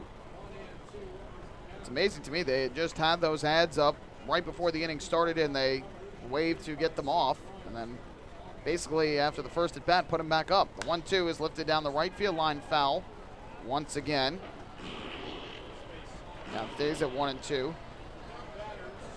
Again, fully understand the need to get your sponsors advertising in the ballpark, but gotta almost make an implication in the contracts that you sign with the sponsors that they cannot have any white advertising on those digital boards. Here's the 1-2. That breaking ball misses outside for another ball. The count 2-2 as a hitter. It makes it almost impossible to see when the white baseball comes out of the hand of a pitcher, especially a lefty or a righty that kind of throws a little bit sidearm. Very difficult to see the baseball as it comes into the plate. 2-2. Line drive in a shallow left center. On the run is Nick Ferdinand. He will get there and make the catch. So Marquez retired for the second time tonight. 2 quick outs here in the top of the 4th inning. And that will leave it up to the second baseman, Carlos Hughes.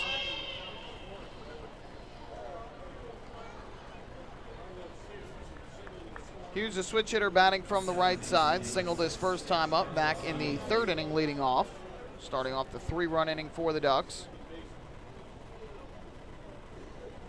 He digs in, looking in for the sign, and getting the pitch he likes is Lewis.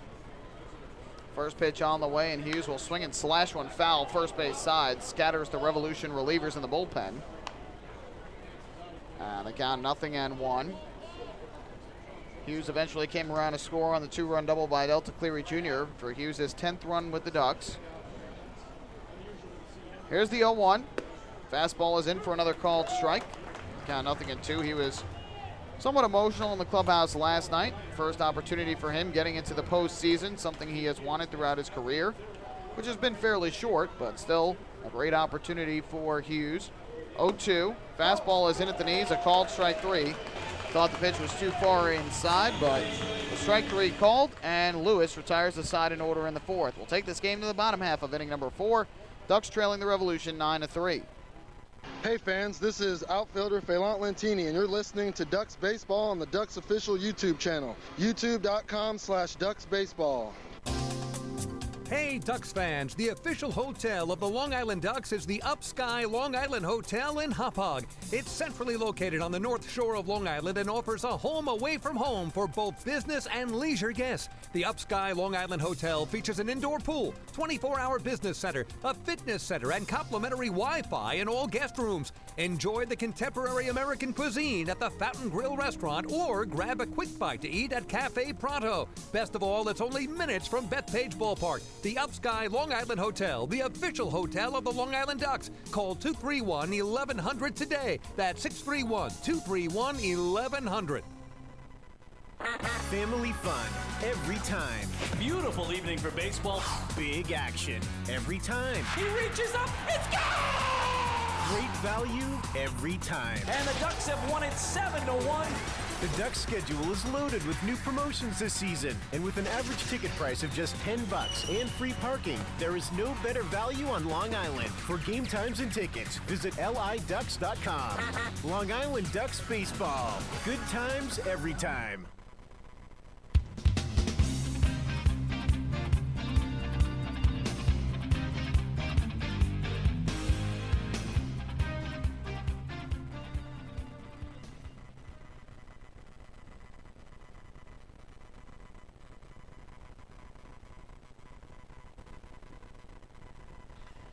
We head to the bottom of the fourth here at Santander Stadium. Ducks trailing the Revolution 9-3 here in the rubber game of this three-game series. Ian Marshall back to the mound for his second full inning of relief. After allowing 3 runs, only one of them earned in the third, all with 2 outs. First pitch is in for a strike. And the count is 0-1 on Brandon Boggs. Boggs is 2 for 2 thus far in this game. And the 0-1 is in for another strike.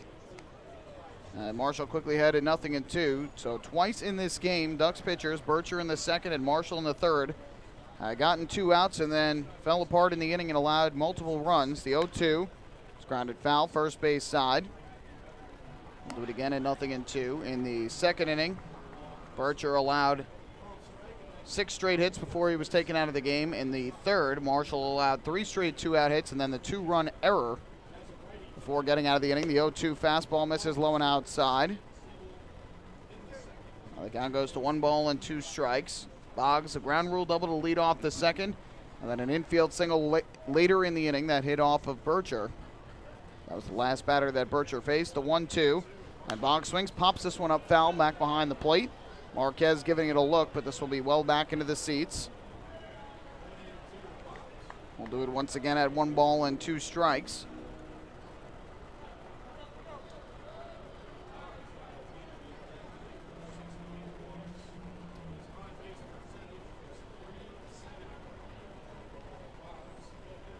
Marshall looks in for the sign from Marquez. Here's the 1-2 offering. Breaking ball misses outside, another ball.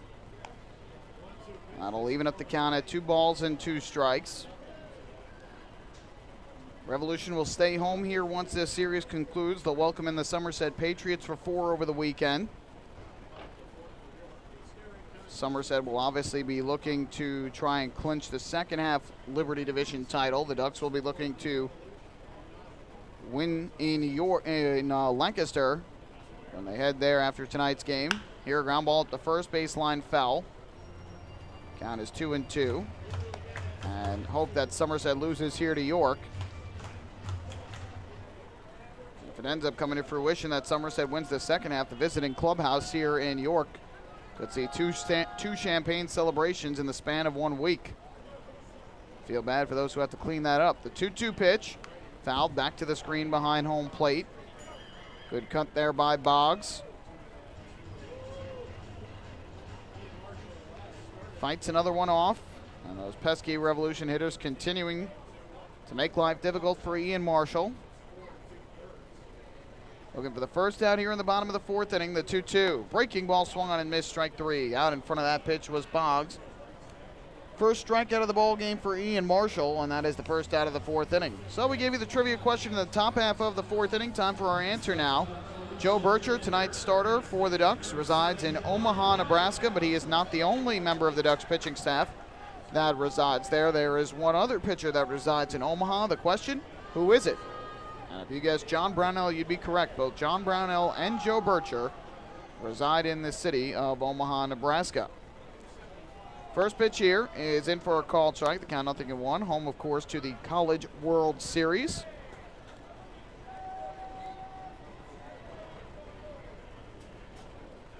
However, Brownell, despite living in Nebraska, originally was in North Dakota and then moved to Oklahoma, and now it's in Nebraska. There's a called strike. The count 0-2. He's a Sooners fan, University of Oklahoma Sooners fan. Haven't had the chance to find out exactly which team Joe Bircher roots for yet.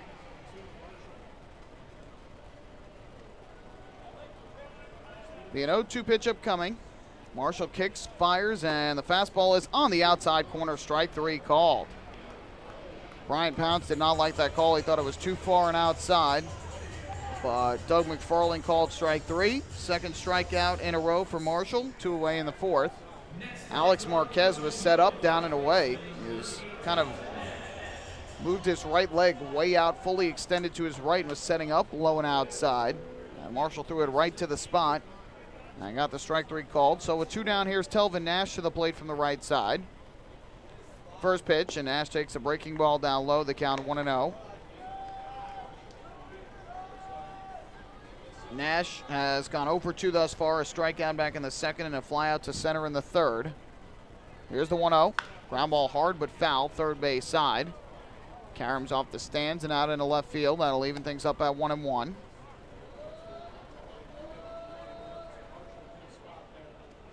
Nash, as we mentioned, the 2-run home run here on Monday night. His 10th home run of the year. Marshall looking for a 1-2-3 inning here in the 4th, and a ground ball here to third. Backing up Cody Puckett, he fields. His long throw across is on target this time. McWhale makes the catch, and that'll end the inning. So a nice bounce-back inning for Marshall. Let's see, retires the Revolution in order in inning number 4. We will take this game to the 5th at Santander Stadium. It is the Revolution 9 and the Ducks 3. Hey fans, this is pitcher Bobby Blevins, and you're listening to Ducks Baseball on the Ducks official YouTube channel, youtube.com/DucksBaseball. Beautify your patio, walkway, driveway, or pool surround with Nicoloc paving stones and walls. Nicoloc's specially formulated paver shield offers extra surface wear protection and color enhancement throughout the thickness of the paver. Paver shield guarantees that your pavers will look great for years to come. Bring home the elegance with Nicoloc. Visit the Nicoloc Design Center, Sunrise Highway, Lindenhurst, or Nicoloc.com. Let Nicoloc pavers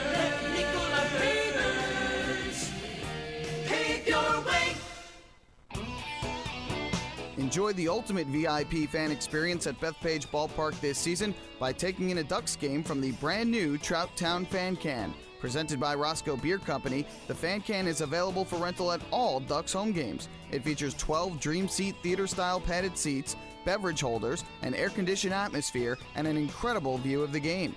Packages are now available with food and beverage included. To reserve your Fan Can outing today, call the Ducks Group Sales Department at 631-940-3825. The Trout Town Fan Can at Bethpage Ballpark. Your VIP experience has arrived.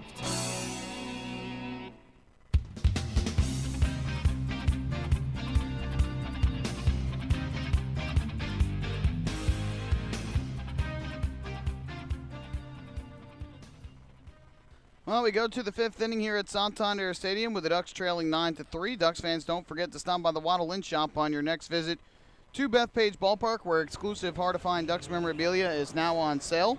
Proceeds benefit the Quacker Jack Foundation, the charitable arm of the Long Island Ducks.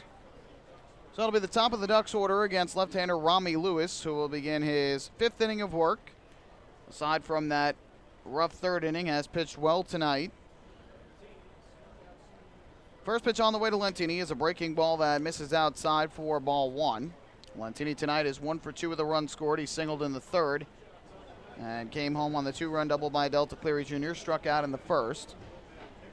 1-0 is off the outside corner again. It's 2 balls and no strikes. Yesterday, Lentini finished 2 for 5 at the plate with a couple of runs and a stolen base. He's 2 for 10 now in the series. Breaking ball here to Lentini, a half swing, but they call it a strike anyway. So that runs the count to 2-1.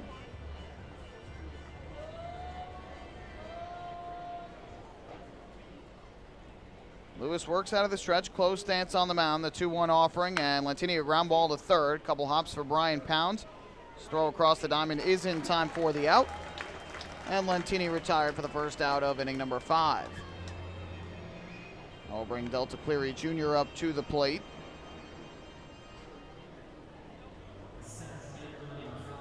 Ducks won 5 of the first 6 meetings here, taking 2 of 3 on opening weekend, and then all 3 in the middle of May. I now have split the first 2 games here. So the Ducks 6-2 this year at Santander Stadium. Breaking ball drops in for a strike. The count 0-1. Cleary Jr. 1 for 2 in the game. A 2-run double to left field in the third. That was lost in the sky by Nick Ferdinand and hit on the warning track. And here he singles to right in front of right fielder Brandon Boggs. Ball bounced and got away from him, but no chance for Cleary Jr. to advance anyway.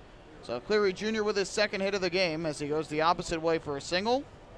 1-out base hit for Cleary Jr., and that will bring up Mike Blank.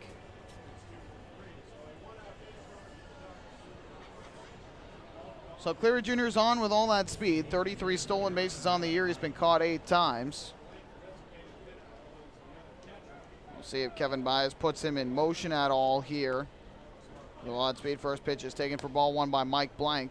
Obviously, they want to be careful since Cleary Jr. just missed 2 games with a knee contusion. So we'll see what happens.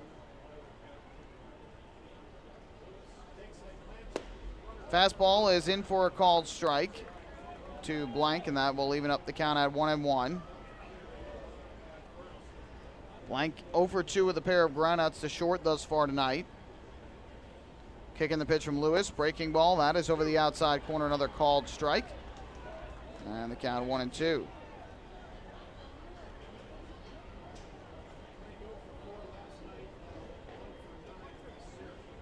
Cleary Jr. takes his lead at first. Lewis has not thrown over yet. Now the 1-2, and Blank swings and lines one inside the bag at third down the left field line. Around second base goes Cleary Jr. He will motor his way to third. Lou Ford going to stop him there as the throw comes back in. And in safely at second with a double is Mike Blank. First hit of the ball game, his 13th double of the year. And the Ducks set up with runners at second and third, and 1 out in the 5th. Well struck ball there by Mike Blank. Pitch came inside, got the hands out in front, and smacked that baseball inside the bag at third past the diving try of Pounds. So the Ducks with 2 in scoring position and 1 out, trying to begin a comeback from a 9-3 deficit. And up to the plate steps Elmer Reyes, who is 2 for 2 on the night. First pitch on the way. Reyes swings, pops one up in the air to right field, fairly shallow. Coming in is Brandon Boggs. He's going to make the catch. Cleary Jr. tags from third just to draw the throw. So Elmer Reyes unable to get the job done. First pitch swinging. He pops out to shallow right. And with 2 away, that'll leave it up to Cody Puckett.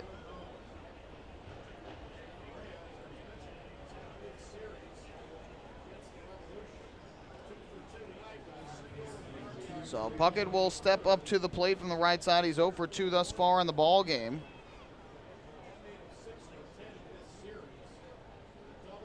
Getting the sign is Lewis. His first pitch on the way to Puckett. Swing and a miss way out in front of that breaking ball. And the count goes to 0-1. Puckett a fly out to center in the second inning. A deep running catch in right center by James Simmons. A terrific catch. And struck out looking in the third. And here he takes a fastball inside. About thigh high to even the count at 1-1. So a single by Cleary Jr. and a double by Blank in this inning. Up with 2 in scoring position. Reyes pops out to right on the first pitch that he sees. And now the 1-1 from Lewis to Puckett. Here comes the pitch, and Puckett takes low in the dirt. Blocked that home plate by Luis de la Cruz.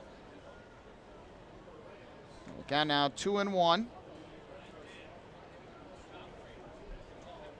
Island fell behind 6-0. Got 3 runs in the third and then gave up 3 in the bottom half. And all 9 Revolution runs have come with 2 outs in this game. 2-1 here to Puckett. Way up and outside for ball 3. And another out of the zone would load up the bases for Steve McQuail, who is waiting in the on-deck circle.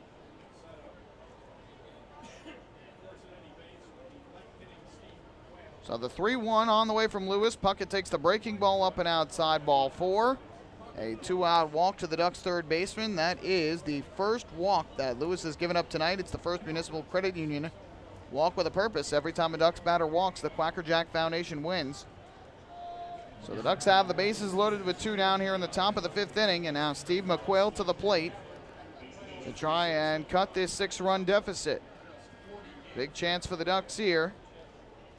You've got Cleary Jr. at third, Blank at second, and Puckett at first. First pitch on the way to McQuail is swung on and missed, late on the fastball. And the count goes to 0-1. And McQuail the K-man tonight, so the fans want him to strike out. So far, he's 1 for 2 with a single and a ground out to short. The 0-1 from Lewis, and McQuail takes a fastball way outside.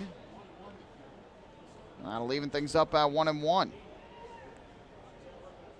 This is McQuail's first action in this ballpark. He was not here earlier in the year when the Ducks played at Santander Stadium.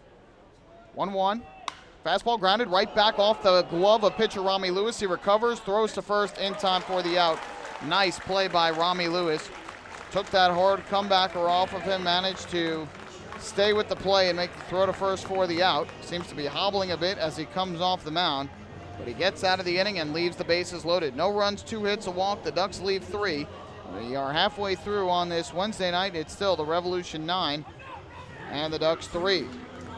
Hey fans, this is pitcher Ian Marshall, and you're listening to Ducks Baseball on the Ducks official YouTube channel, youtube.com/DucksBaseball.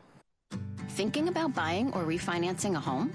Start by attending a free MCU home buying seminar. Then speak with one of our loan specialists who will guide you through the loan process. With an affordable mortgage from Municipal Credit Union, Home Sweet Home will be a little sweeter.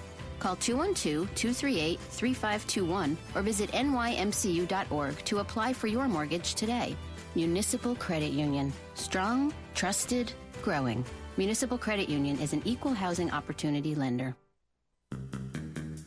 Take your group out to the ball game this season and enjoy all the fun of Ducks baseball at discounted prices with the Hebrew National Picnic Area, luxury suites, the Smokin' Owls Party Deck, the Trout Town Fan Can, and so much more. Bringing your group to the game will be an unforgettable experience. The Ducks even offer opportunities to sing the national anthem, serve as the Ridgewood Savings Bank color guard, be the Nicolak Dream Team, put on a pregame performance, or shag fly balls during Ducks batting practice. To book your outing today, call 631-940-3825 and ask for the group sales department. Long Island Ducks Baseball. Good times every time.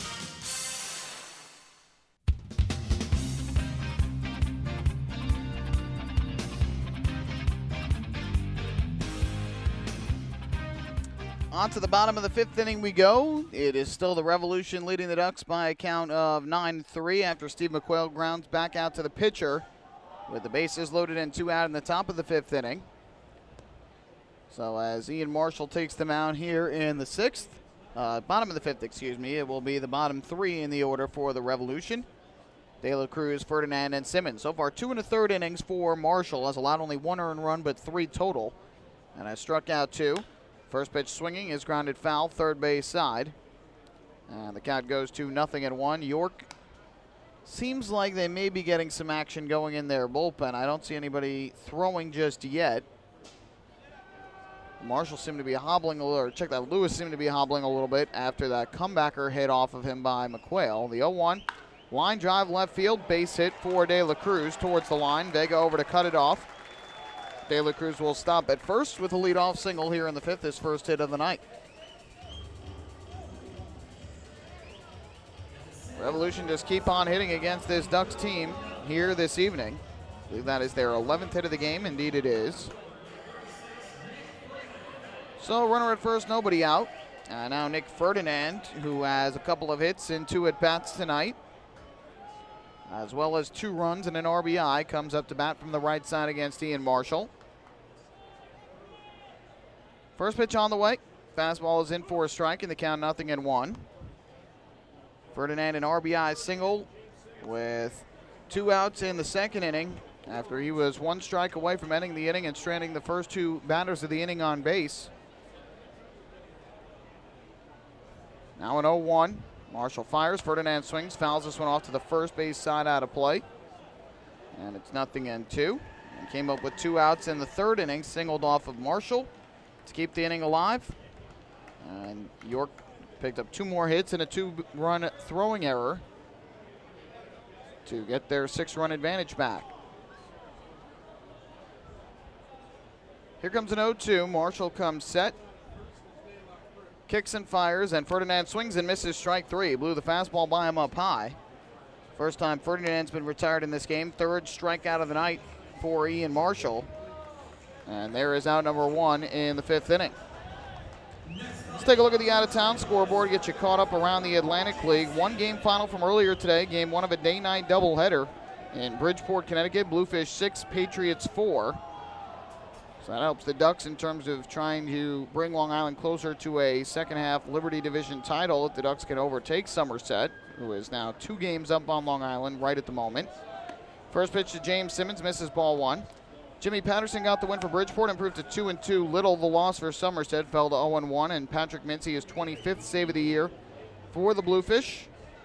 Matt Fields his 3rd home run of the season for the Patriots. Wilson Batista hit his 4th.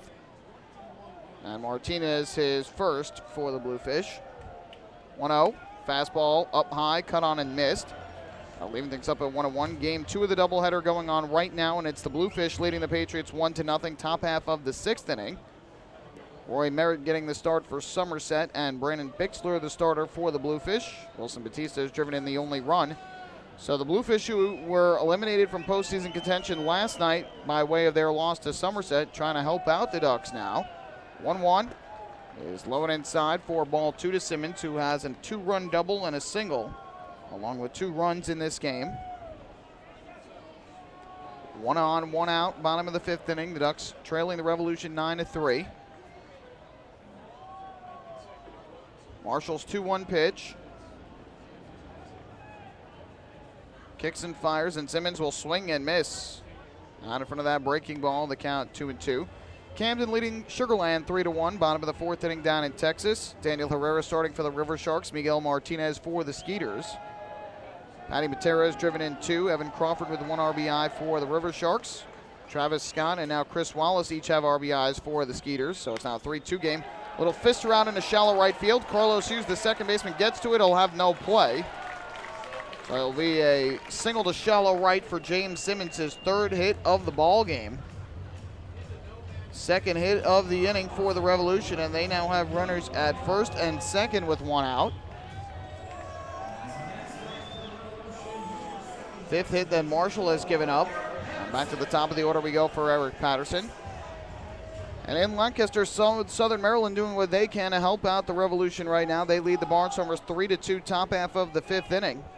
John Lester, the starter for Southern Maryland. And Nate Reed, the starter for Lancaster. First pitch on the way to Patterson. He swings and grounds one foul, first base side. Barnstormers with RBI so far from Mike McDade and Lance Sawatsky. And the Blue Crabs with 2 RBIs from Casey Stevenson, 1 from Jovan Rosa. So it is a 3-2 game in favor of Southern Maryland. If Lancaster loses and York wins, then the Revolution's playoff hope's still alive, and Lancaster won't be able to clinch until at least tomorrow night when they face the Ducks. 0-1, fouled off, third base side of the screen, and it's 0-2 on Patterson. Yankees lead the Tampa Bay Rays 1-0, bottom in the 4th inning down in Tropicana Field. Luis Severino getting the start for the Yankees, Chris Archer for the Rays. Greg Bird with an RBI double to account for the run thus far.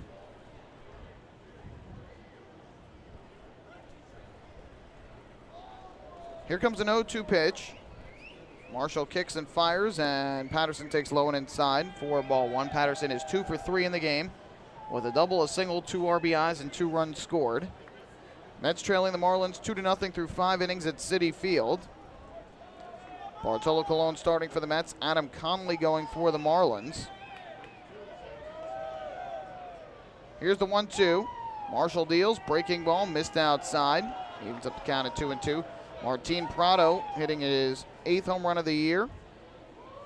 And JT Realmuto hitting his 10th for Miami.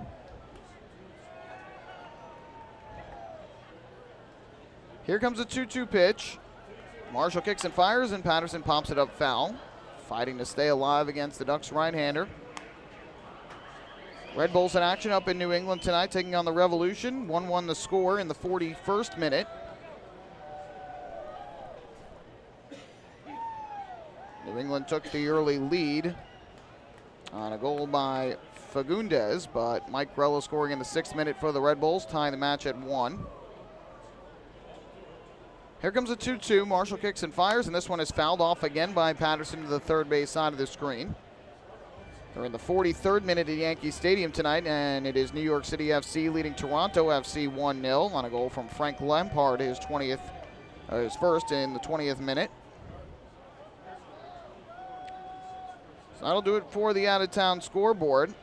Here it is 9-3 Revolution over the Ducks, looking to add to their lead. They have 2 on with 1 out. Patterson in a battle here with Marshall.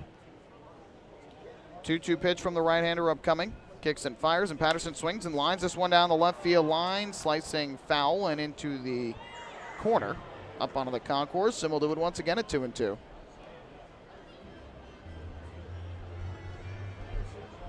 Next pitch will be the 8th of the at-bat. Marshall looking for a ground ball here to try and turn 2, though Patterson does have very good speed.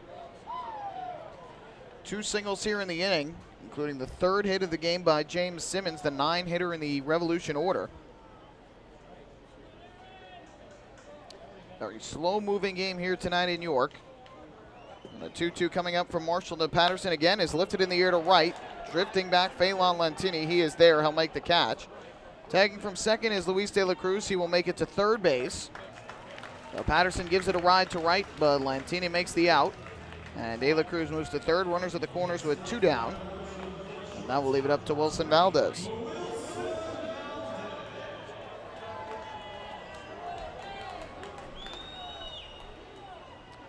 Valdez comes to the plate last time up in the 3rd inning. Hit a ground ball to third right along the line that Puckett fielded and tried to make the long throw across for the final out of the inning and sailed the throw over the head of Steve McQuail for his 16th error of the year. 2 runs scoring on the play.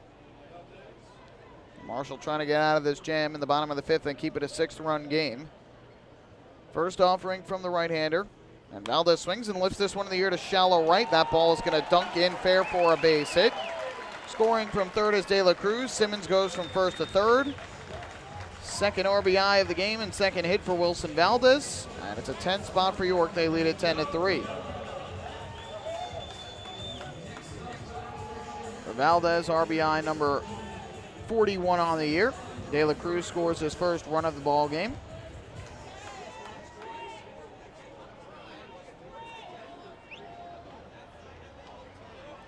So runners at the corners again, and another 2-out run for the Revolution. All 10 of their runs coming with 2 out. It really has been unbelievable tonight. 10 runs for the Revolution, all with 2 outs in the inning. First pitch on the way is a breaking ball in for a called strike, and the count 0-1. And it certainly has to frustrate Kevin Byers greatly to see so many runs coming in with 2 outs in the inning. There's the 0-1. Fouled off down the right field line. Give credit where credit is due. The Revolution are putting the ball where they need to get the 2-out runs and get the 2-out hits, but they have been unable. The Ducks have been unable to get those outs and make those pitches that they need to get out of the jams.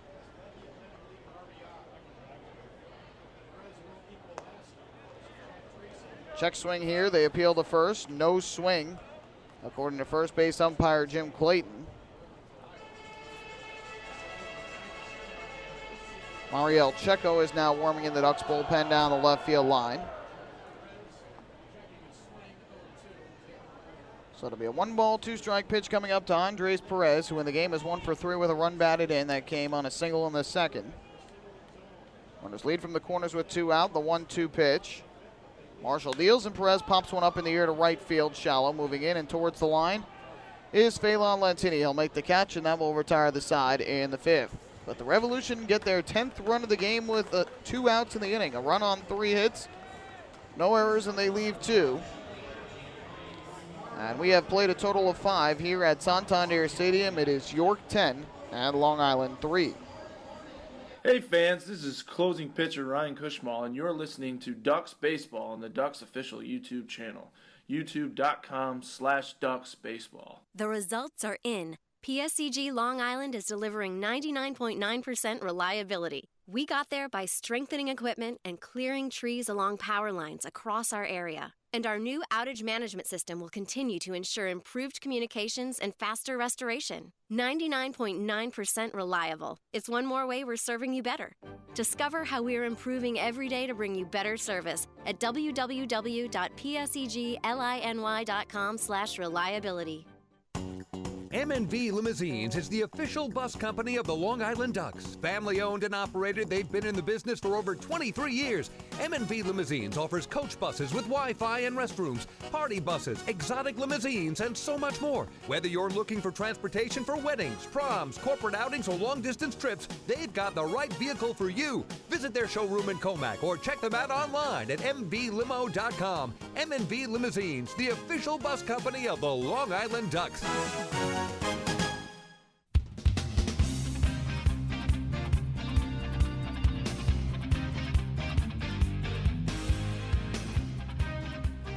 Ducks fans follow all season long as the Long Island Ducks try to meet the Chappies Home Run Challenge. If the Ducks hit 100 home runs, then Chappies Funeral Homes will donate $5,000 to the Quacker Jack Foundation. Chappies Funeral Homes, where caring for others is our family tradition. No home runs for the Ducks tonight, nothing last night. So Long Island's still stuck at 87 home runs on the year, and after tonight, just 4 games remaining for the Ducks. Since the Ducks have already clinched a postseason spot, can't imagine they would make up that game from Thursday, September the 10th. That was rained out. First pitch is foul tipped into the glove of Luis De La Cruz by Anthony Vega. Rami Lewis staying in the game after he had gotten hit with that comebacker last inning by Steve McQuail, but got out of the inning. 0-1, and a breaking ball drops in for another strike to Vega, and it's quickly 0-2. Vega 0 for 2 in the game, a fly out to left field in the second inning, and a strikeout in the fourth. Here's the 0-2. Fastball missing way low and outside for ball 1. I think Mariel Checo is still warming in the bullpen down the left field line, so Ian Marshall's day may be done. Here's the 1-2. Breaking ball, missed the inside corner. Lewis thought he had strike 3 there, didn't get the call, so the count even up. 2 balls, 2 strikes. From the stretch, Lewis set. The 2-2 pitch, swung and grounded right back to the mound. Lewis grabs it on one hop, lobs it over to first for the out, and Vega retired for the first out here in the 6th inning. Vega now 2 of 10 in this series. Had 2 hits yesterday, including the go-ahead RBI single in the 9th. So with 1 away, that is going to bring up Alex Marquez, who again is making his Ducks debut here tonight.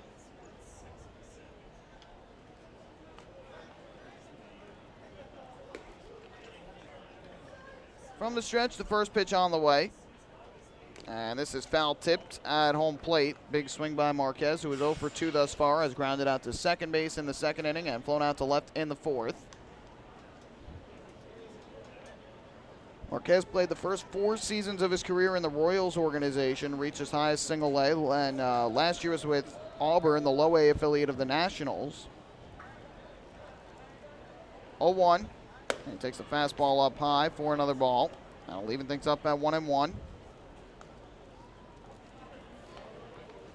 Looks like somebody for the Revolution is starting to throw down the right field line with Salvador Paniagua, but don't know exactly who it is. The 1-1. Lifted foul, first base side, upstairs and out of play. And we'll do it once again at 1-2. Lewis at this point is just over 80 pitches for the game.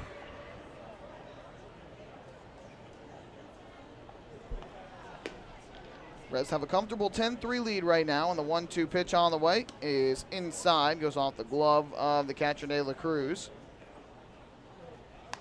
Evens up the count at 2 balls and 2 strikes.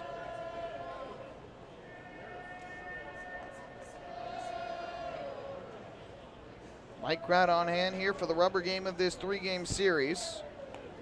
Left-hander comes set. Rami Lewis, here's the pitch, and Marquez grounds it off the glove of Lewis. Ricochets toward short. Valdez fields. He'll throw over to first, and it's in time for the out. Just beats Marquez racing up the first base line, so that'll go down as a 1-6-3 putout.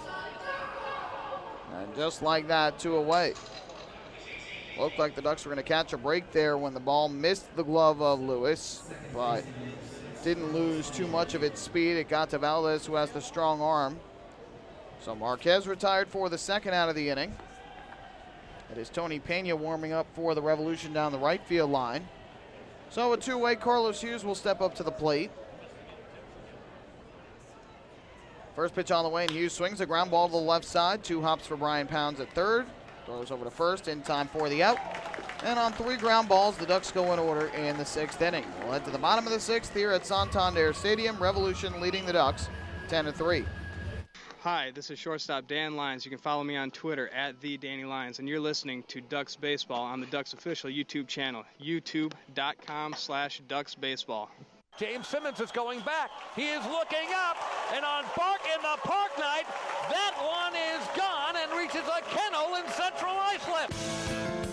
That was another home run for the Ducks. And Duck fans, what's more fun than a home run that helps the Ducks win a game? How about a homer that helps the community win? Chappie's Funeral Home and the Long Island Ducks have once again teamed up for the Chappie's Home Run Challenge. If the Ducks hit 100 homers this season, Chappie's Funeral Home will donate $5,000 to the Quackerjack Foundation. So every time a Ducks hitter goes deep this season, watch for the Chappie's Challenge home run count on the scoreboard. And if we reach 100, we're all a winner. Chappie's Funeral Home, where caring for others is a family tradition.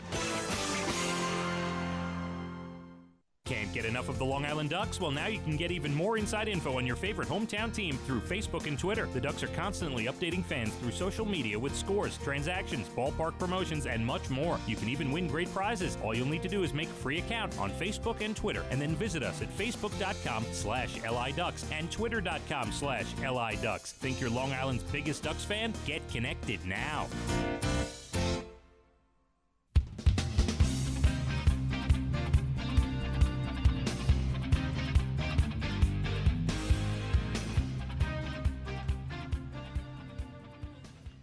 Well, we go to the bottom half of the 6th inning. Ducks have called on their second reliever of the night. Ian Marshall's evening is over. And it is going to be right-hander Mariel Checo who comes in to take over for Ian Marshall, who went 3 1/3 innings tonight. Gave up 6 hits and a total of 4 runs, 2 of which were earned, 2 were unearned. One positive note for Marshall, he did not walk anybody. Finished with 3 strikeouts in his relief work. So he is done tonight. And taking over for him will be Mariel Checo, who is going to face the 4, 5, and 6 hitters for the York Revolution. It'll be Brandon Boggs, Brian Pounds, and Telvin Nash. Michael Pollock here, bringing you all the action from York, Pennsylvania. Thank you so much for joining us. Once again, the Ducks, after the game, will head 25 minutes to the east to Lancaster, Pennsylvania. They'll take on the Revolution's in-state rivals, the Lancaster Barnstormers, for 4 games to close out the year. Playing on Thursday, Friday, Saturday, and Sunday. And then it's back home to Long Island. And surely I would think they would have a team workout in one of the 2 days before the start of the playoffs on Wednesday night at home, game 1 of the Liberty Division Championship Series against the Somerset Patriots. First pitch on the way, fastball cut on and missed by Brandon Boggs. And the count 0-1. Boggs, the cleanup hitter and right fielder. He is 2 for 3 in the game with a double, a single, and a run scored. The 0-1 from Checo. Ground ball foul to the Revolution dugout on the first base side.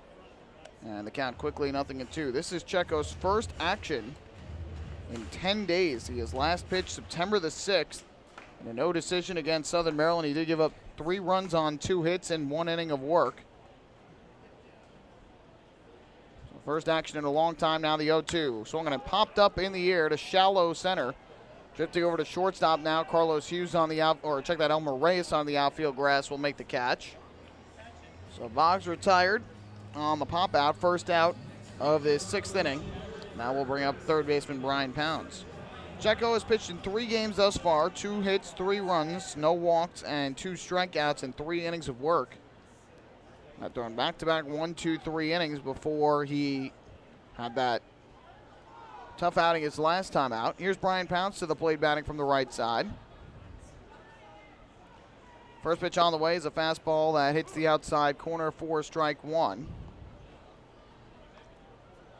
Pounds drew a walk and scored in that 2nd inning. Since then, though, has grounded into a force out at 3rd and struck out looking. Now the 0-1. Swing and a miss. Fastball at 94 according to the scoreboard in right center. Diving down and away. He cuts through it. And the count quickly at 0-2.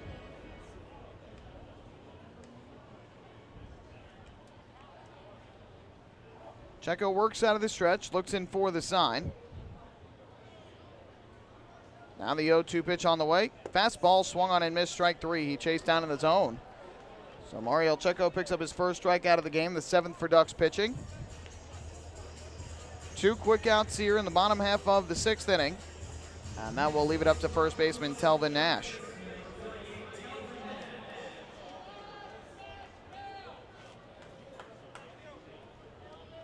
So here is Nash to the plate, batting from the right side. Nash tonight is 0 for 3. He is the only member of the Revolution to have not reached base safely in this game thus far. The first pitch here swung on and missed, chasing the high fastball. And the count goes to 0-1. Scoreboard here seems to have gone dark. Lights, though, are on still in the ballpark. That'll be an 0-1 pitch in this righty-righty matchup. Checo spent 5 seasons in the Yankees organization, a native of New York City. And here gets Nash to foul one back behind the plate. Again, 0-2. Last year was with Idaho Falls, the rookie affiliate of the Royals in the Pioneer League. So the count 0-2. As Checo looks for a 1-2-3 inning here in the bottom of the 6th. It'll be the third 1-2-3 inning for Ducks pitching in this game. Bircher had one in the first. Marshall had one in the 4th. From the stretch, the 0-2. Checo deals, and Nash lays off the breaking ball low. Tomorrow, the Ducks will send out left-hander Darren Downs to the mound. And what will be Downs' last start of the season. They'll be opposed by righty for the Barnstormers. As Nash takes outside for a ball. And the count is even up at 2-2. The right-hander for Lancaster, Edwin Carl. A relative newcomer to the Barnstormers.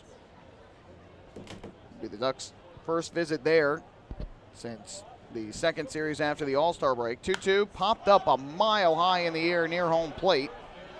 The catcher Marquez racing back towards the stands. This will be back into the seats, though. Didn't see it at first, and then he picked it up, but it was into the stands, so no chance to make the catch. We'll do it once again with a count of 2-2.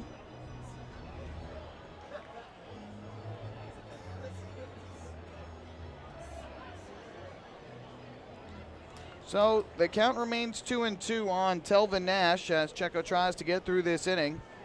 Ducks have trailed at points in this game by 6-3 and 9-3. 6-0 at first, then 6-3. Then York made it 9-3 and just added a run in the 5th to make it 10-3.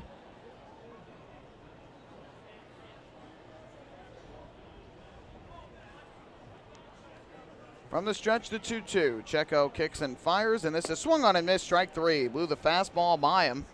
So a nice inning of relief here in the 6th from Mariel Checo as he sets down the Revolution in order, striking out 2. 6 complete tonight here in York, Pennsylvania. The Ducks still trailing the Revolution by a count of 10-3. Hey fan, this is outfielder Delta Cleary Jr. and you're listening to Ducks Baseball on the Ducks official YouTube channel, youtube.com/DucksBaseball. Spring into a new Honda at Huntington Honda and pay $59 a month for a new 2015 Honda Civic LX sedan. $59. So spring into Huntington Honda on Jericho Turnpike just east of Route 110 or HuntingtonHondaCars.com. Huntington Honda, discover the difference. Auto 24-month lease, total due at inception. Civic $31.90 includes bank fee, first month's payment, no security deposit. Taxes, DMV, title fees extra with excellent credit through HFS. Have your birthday at the ballpark this season and celebrate with the Flock. Kona Ice birthday party packages with the Long Island Ducks are now available.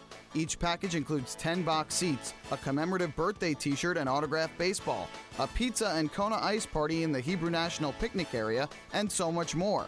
Best of all, the birthday child will stand on the dugout while the entire crowd sings happy birthday.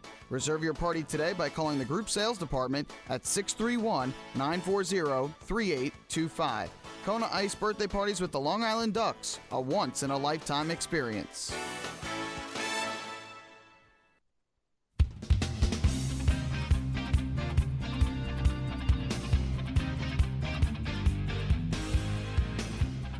Ducks fans, chill out with a cold cup of Hampton Coffee Company gourmet iced coffee available at the concession stands here at Bethpage Ballpark. Hampton Coffee is the preferred coffee of the Long Island Ducks. Visit HamptonCoffeeCompany.com or check out their cafes in the Hamptons.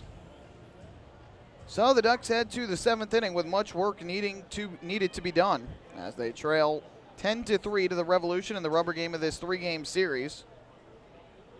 Ducks have yet to lose a series to the Revolution this year. In the first pitch, is swung and grounded to third, backhanded on 2 hops by Brian Pounds. His long throw across is in time.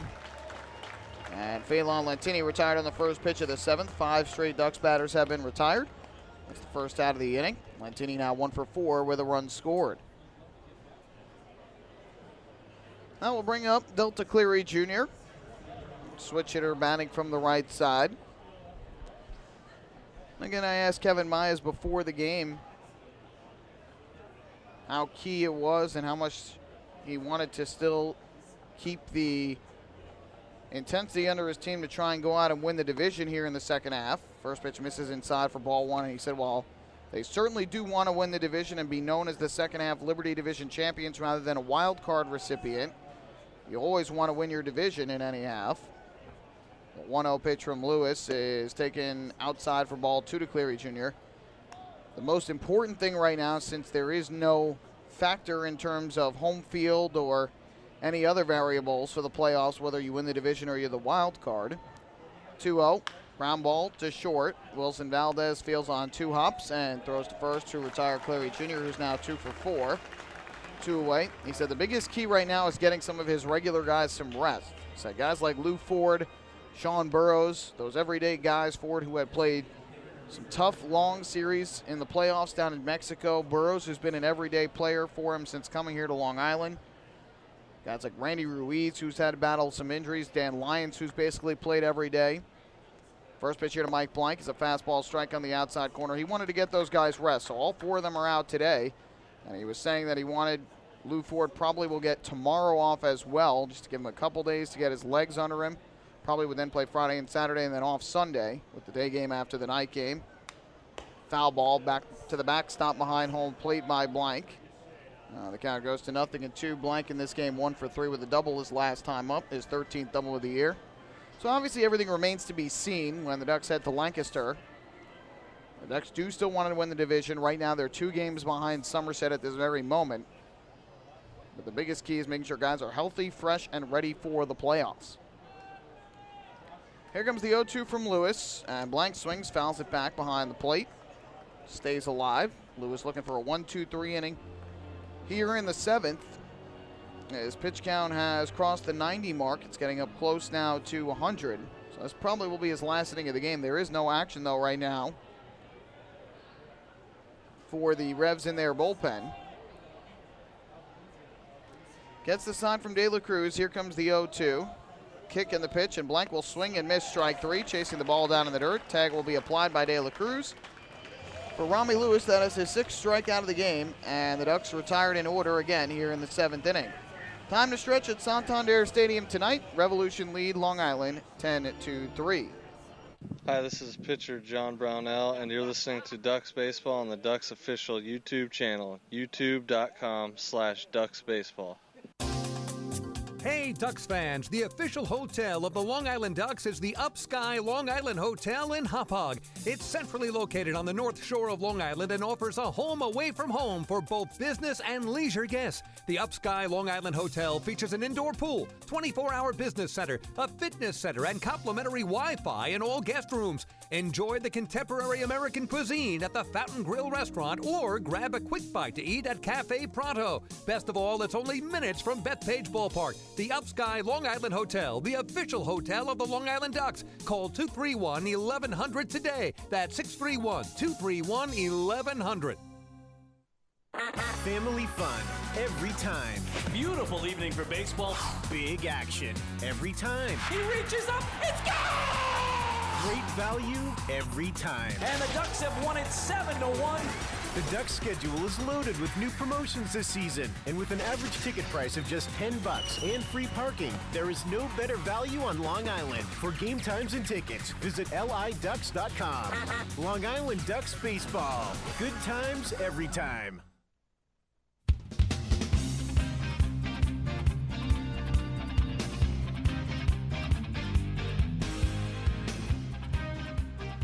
To the bottom half of the 7th inning, Mariel Checo will stay in and pitch a second inning of relief for the Ducks after retiring the side in order in the 6th. Ducks go in order in the 7th, and we head to the bottom of the 7th with the score still York 10 and Long Island 3. Join us tomorrow night when the Ducks and the Barnstormers take the field for Game 1 of their 4-game set at Clipper Magazine Stadium in Lancaster, Pennsylvania. Pre-game show is going to begin at 6:45 p.m. First pitch at 7 o'clock. You can follow all the action right here on the Ducks official YouTube channel, youtube.com/DucksBaseball and liducks.com. And we'll have games on Friday and Saturday on LI News Radio, and then Sunday back on YouTube to close out the regular season. First pitch on the way to Luis De La Cruz is swung on and missed for strike 1. De La Cruz 1 for 3 with a run scored in this ball game. Checo works out of the stretch. And the 0-1 pitch, swung on and missed, chasing that high fastball. Scoreboard still out in right center field. Thankfully, the scoreboard in left center is a manual scoreboard. Patrick Kreider, a left-hander for the Ducks, warming up in the bullpen down the left field line. Here comes an 0-2. Misses up and outside for ball 1. You've got 3 righties due up in the inning with De La Cruz, Ferdinand, and Simmons. And then a lefty will follow in Patterson, so I have to think if Checo gets to Patterson, Kreider will probably come in the game. Here comes a 1-2. Checo set, kicks and fires, and this is swung on and lifted foul upstairs back behind the plate. Out of play. So we'll do it once again at a ball and 2 strikes. Checo struck out 2, worked an easy 1-2-3 inning in the 6th. Here's the 1-2 pitch here, and De La Cruz is swinging a miss, strike 3, way out in front of that pitch. Another good off-speed pitch from Mariel Checo, who has struck out 3 of the 4 hitters he has faced out of the bullpen. 1 out, that'll bring up Nick Ferdinand, the left fielder.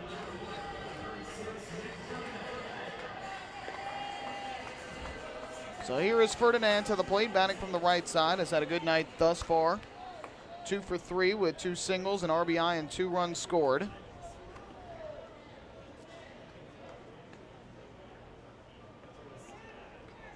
First pitch fastballs in for a strike. Former University of Delaware product. He's in his 3rd season in professional baseball. First 2 were in the Phillies organization, including last year with Single A Clearwater. 0-1 is popped up foul. First base side out of play. That runs the count 2-0 and 2. Ferdinand did not play in yesterday's game. He's now got 3 hits and 7 at-bats in the series.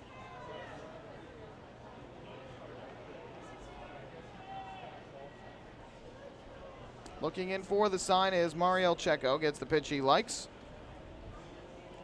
And the 0-2. Fastball just outside. Ferdinand taking all the way. Count goes to 1-2. James Simmons waiting on deck. Frank DiGiulio Jr. has also joined Patrick Kreider in the bullpen down the left field line. The 1-2 to Ferdinand is a breaking ball, just missed below the knees. Close pitch, must have been a little bit low. Ducks wanted that call, didn't get it. So that'll even things up at 2-2 on Ferdinand. From the stretch, Checo deals, fouled off at home plate. Marquez upset that he wasn't able to keep it in his glove. Get a new baseball, do it again at 2-2.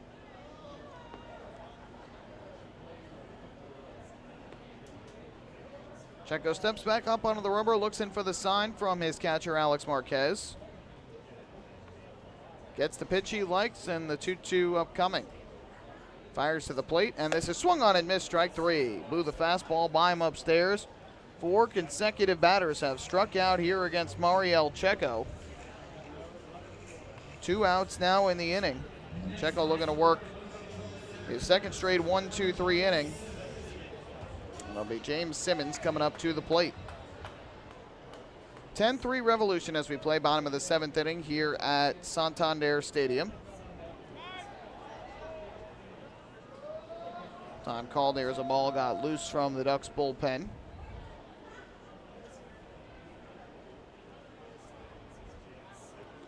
So they will get rid of the baseball and resume play. Simmons has had a big night so far. 3 hits in 3 at-bats with 2 RBIs and 2 runs scored. The first pitch here is a fastball strike. And the count 0-1. Simmons 0 for 3 with a walk yesterday. Was 0 for 7 with a walk entering this game. And here it's a high fly ball down the right field line towards the stands. Long run for Lentini and foul ground. And he is unable to make the catch as it lands in foul territory. It landed on the field of play in the corner. But we are unable to see exactly where that ball landed because the stands, when they curl in towards home plate, obscure our view a little bit. So the count 0-2 on Simmons, and Checo trying to strike out the side here in inning number 7. Struck out De La Cruz and Ferdinand swinging. And now is 0-2 upcoming to James Simmons. There's the kick and the pitch, and Simmons will swing and miss, strike 3.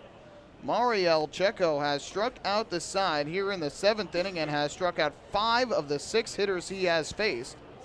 11 strikeouts for Ducks pitching tonight.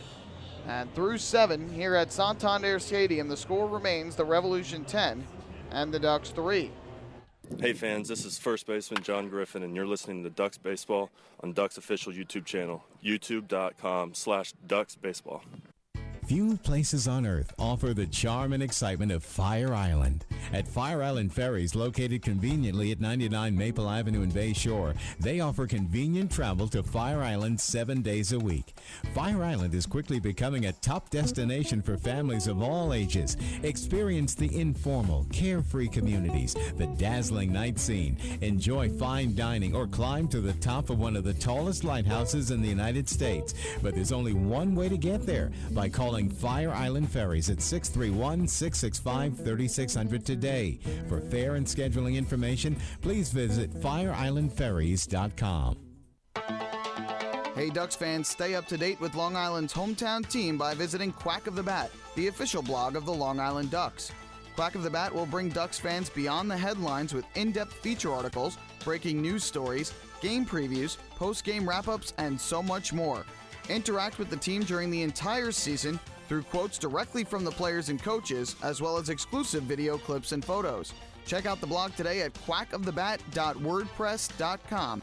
Quack of the Bat, the official blog of the Long Island Ducks.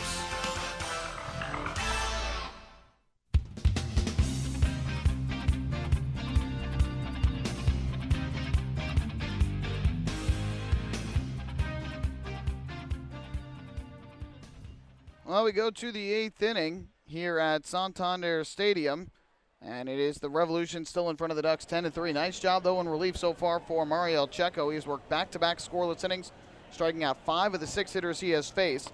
And here Elmer Reyes swings and misses at the first pitch from Rami Lewis, who has come back out for a 8th inning of work tonight. He has retired the last 7 hitters that he has faced after getting into a bases-loaded 2-out jam in the 5th. They got McQuail on a ground out to end that inning, and since then has not allowed a runner to reach base. It'll be Reyes, Puckett, and McQuail, 4, 5, and 6 in the Ducks order here in the 8th. As the Ducks try and mount a rally. The 0-1, Reyes swings and grounds it foul, third base side. So far tonight he is 2 for 3, single to right in the 2nd, and RBI triple to left center in the 3rd, and a fly out to right in the 5th.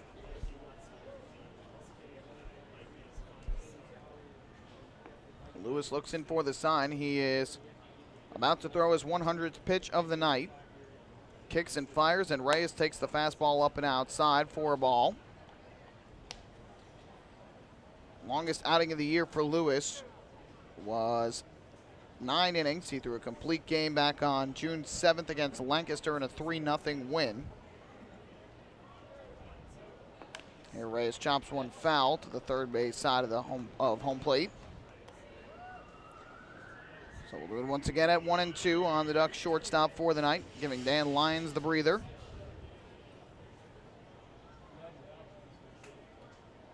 Lewis looks in, gets the pitch he likes. Here comes the 1-2, and Reyes takes up and outside again for a ball. That will run the count to 2 balls and 2 strikes. That went off the glove of De La Cruz. Nobody on the base path so for Long Island, so no advancement of the runners. Lefty pitcher against the righty hitter. Revolution infield playing straight away for Reyes. The 2-2. Breaking ball is off the outside corner for ball 3. A good job by Reyes to work the count full, trying to get his way on base to start things off for Long Island here in inning number 8. Here's the 3-2, and Reyes crushes one down the left field line, but foul. Out in front of that pitch, hit a line drive bullet, but up onto the concourse down the left field line. So we will do it once again with the count of 3-2.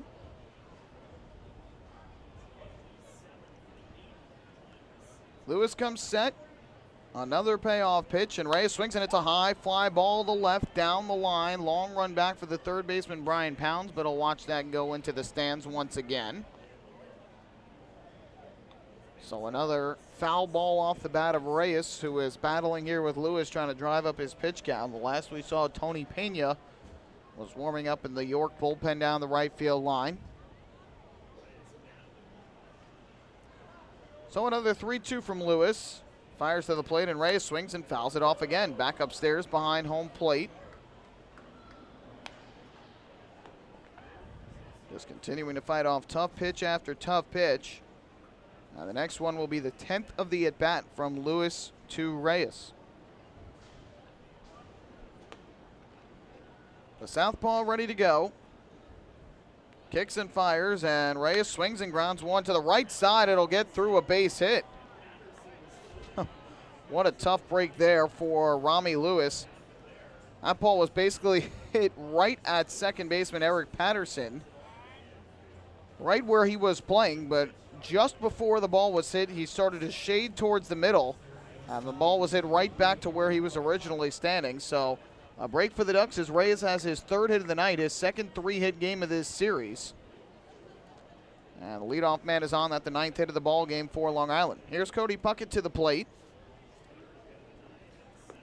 Puckett will bat from the right side. And the first pitch on the way is a fastball taken outside, ball 1. So Reyes, with 3 more hits tonight, now has 7 hits and 12 at-bats in this series. It's continuing to be a thorn in the side of opposing teams right now. The 1-0. And Puckett hits a high fly ball left center field.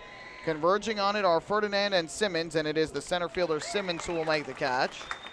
Puckett gave it a ride into the left center field gap, but not hard enough to get over the head of either outfielder. So that is the first out. And up to the plate will step Steve McQuail.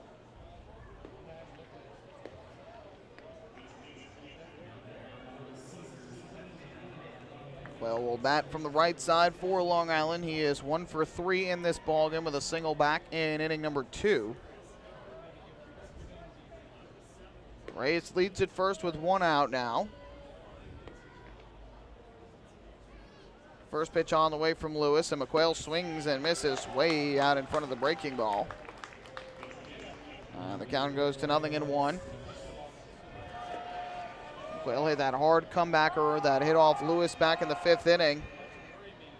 Bounced off of him, and he made the out, recovered and got the out at first base to leave the bases loaded.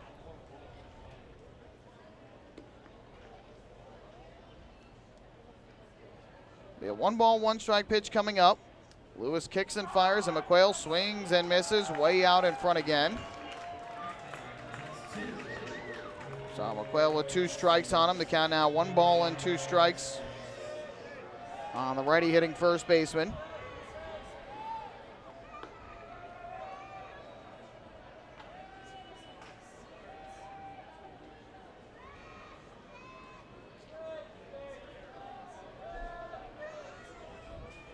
Here's the 1-2 offering. Breaking ball is down low.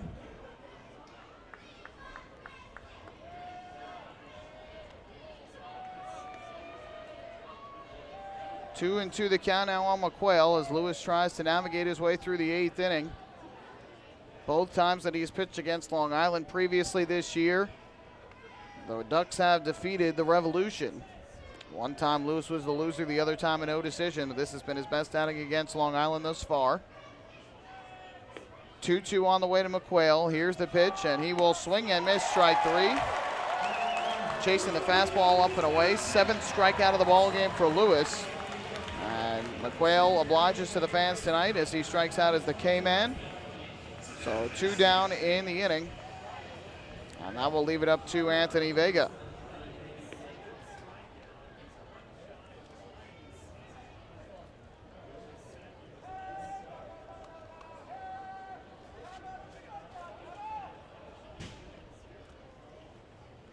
So here is Anthony Vega to the plate.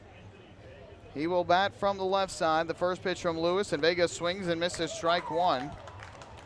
Lewis at 114 pitches at this point, now 115. And trying to end his start on a high note here with 8 strong innings this evening. Here's the 0-1. Vega swing and a miss again, way out in front of the breaking ball. And the count quickly 0-2 on the left fielder for Long Island, who has gone 0 for 3 tonight with a flyout, a strikeout, and a ground out. Reyes, who singled to start the inning, leads at first with 2 down. The 0-2 on the way from Lewis, and Vega takes the breaking ball up and inside. Count goes to 1 ball and 2 strikes.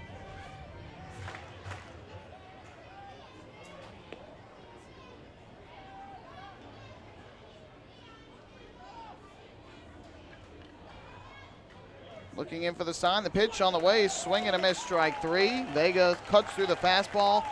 8th strikeout of the night for Rami Lewis, who has thrown 8 terrific innings against Long Island.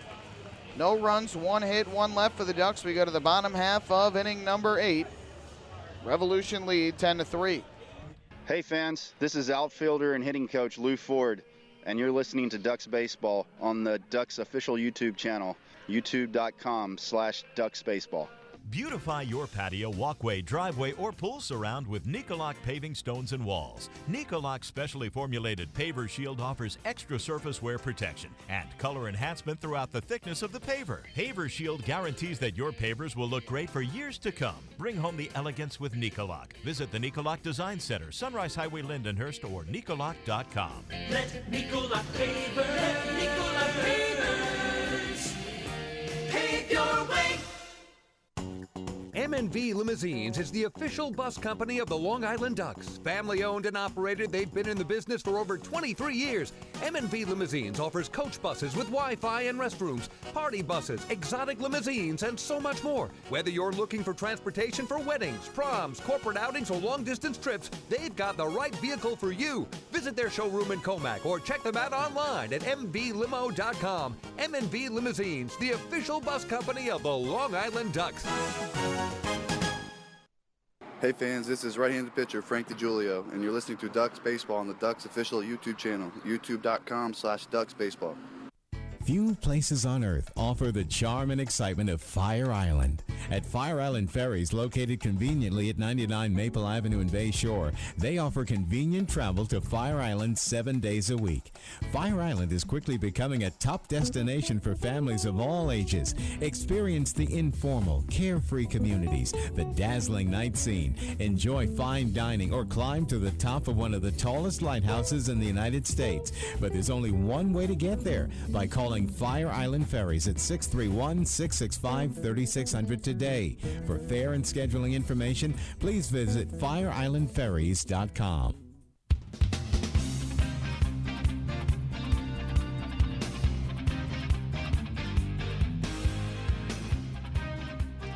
Rami Lewis has struck out 8 batters for the second straight start, his season high in strikeouts in both starts. And the Ducks remain behind on the scoreboard by 7. It's a 10-3 game as we go to the bottom half of the 8th. And the Revolution digging in to try and win this game. They know on the scoreboard right now, the Blue Crabs are defeating the Barnstormers 5-3, bottom of the 7th inning at Clipper Magazine Stadium. So if Lancaster loses and York wins, York would be still mathematically alive in the race for the second half Freedom Division title.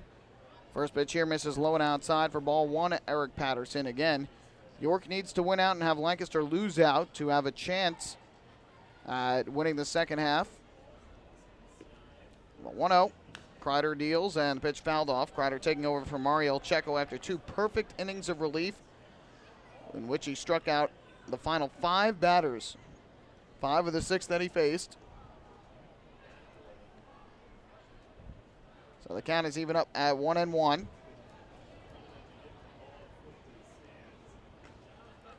From the stretch, the 1-1 is fouled off. Third base side out of play. The count 1-2. 1,788. The announced attendance here tonight. Again, with schools in session now. Midweek games, a tough draw. Even here in York, where this team is the only team in town. So the count 1-2 in this lefty-lefty matchup. Kreider kicks and fires, and this swung on and missed. Strike 3. Nice breaking ball that was cut on and missed by Patterson. Second time Patterson has struck out tonight. The first strikeout for Kreider. And the 12th strikeout for Ducks pitching. So that is the first out. And after Kreider strikes out the lefty, the Ducks are going to go to their bullpen. Lou Ford is coming out to make the pitching change, so he must be the acting manager here for tonight's game. Lou Ford has been coaching at third base for the majority of the night, so Kreider will give the baseball to Lou Ford. He comes in, gets the out that he needs. So we will have a pitching change here in the bottom half of the 8th inning of a 10-3 game. Kreider gets the 1 out that he wanted to get. And now Frank DiGiulio Jr. will come in to pitch. 10-3 York, bottom of the 8th inning. Hey fans, this is pitching coach Marty Jansen, and you're listening to Ducks Baseball on Ducks official YouTube channel, youtube.com/DucksBaseball. North Shore LIJ Southside Hospital in Bayshore is the healthcare heart of our community. We provide outstanding healthcare right here at home with centers of excellence in cardiology, orthopedics, neurosciences, women's health services, and much more. Experience counts, and North Shore LIJ Southside Hospital has been around for nearly a century of care.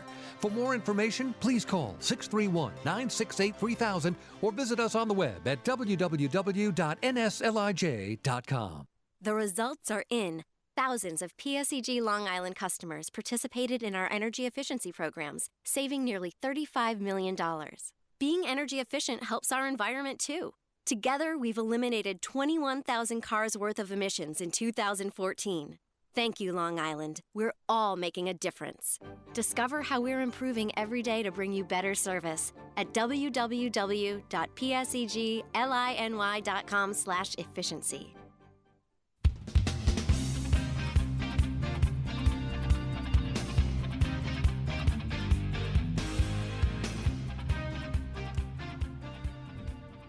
Well, we head here in the bottom half of the 8th inning to the second batter of the inning, and that is going to be Wilson Valdez after Kevin Baez makes a move, or I should say Lou Ford makes a move, since Lou Ford was the one who came out to the dugout and took the baseball from Patrick Kreider. And Kevin Baez, we've seen that sometimes before, late in the year. Once the Ducks have clinched a playoff berth, he'll allow other guys on the team to serve as manager for the day. Lou Ford seemingly is that way here tonight, as he has been coaching at third primarily during the course of the game and just went out to take the ball from Patrick Kreider after a strikeout of Eric Patterson. So Kevin Baez wanting to set up lefty-lefty, righty-righty matchups here this inning. He gets the lefty Eric Patterson to strike out against lefty Patrick Kreider, and now righty Frank DiGiulio Jr. comes on to face the righty swinging Wilson Valdez and the righty swinging Andres Perez, who are the next two due up for the Revolution. DiGiulio Jr. ready to go. And the first pitch on the way. Valdez takes a breaking ball that is in for a strike. And the count 0-1. Valdez in this game 2 for 4 with an RBI, 2 RBI and a run scored. And an RBI single to right his last time up back in the 5th. That was the last run scored for either team. Now the 0-1 from DiGiulio. Valdez swings, fouls this one off down the right field line out of play. And the count quickly 0-2.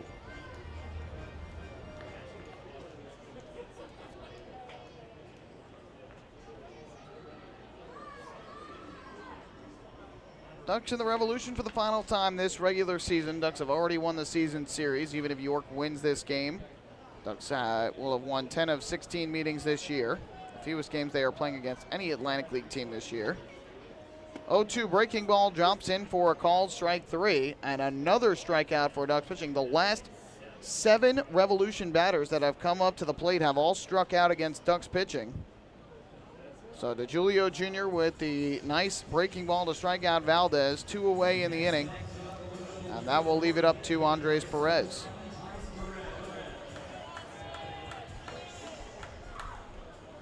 So again, the Ducks will head to Lancaster after the game. They'll take on the Barnstormers for 4 games, Thursday through Sunday to close out their regular season. The Revolution, will stay home, and they will host the Somerset Patriots for 4 games to close out their season.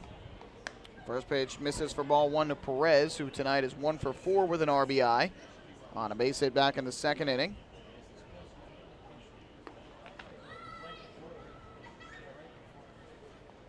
Here comes the 1-0.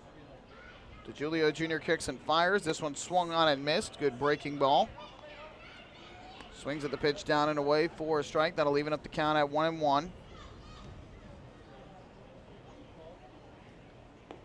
Perez, the league leader in RBIs. He's up to 84 on the year.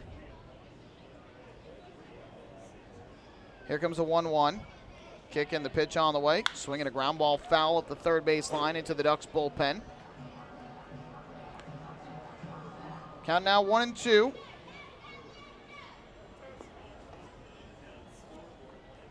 And DeJulio Jr. looking to make it 3 straight 1-2-3 innings for the Ducks bullpen after the 3 innings, 3 1/3 innings of 4-run, 2-earned ball by Marshall.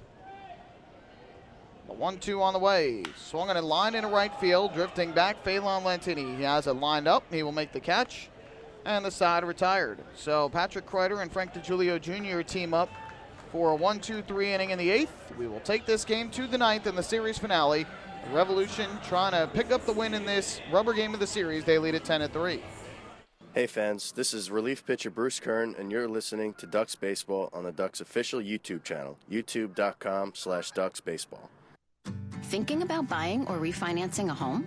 Start by attending a free MCU home buying seminar. Then speak with one of our loan specialists who will guide you through the loan process. With an affordable mortgage from Municipal Credit Union, Home Sweet Home will be a little sweeter.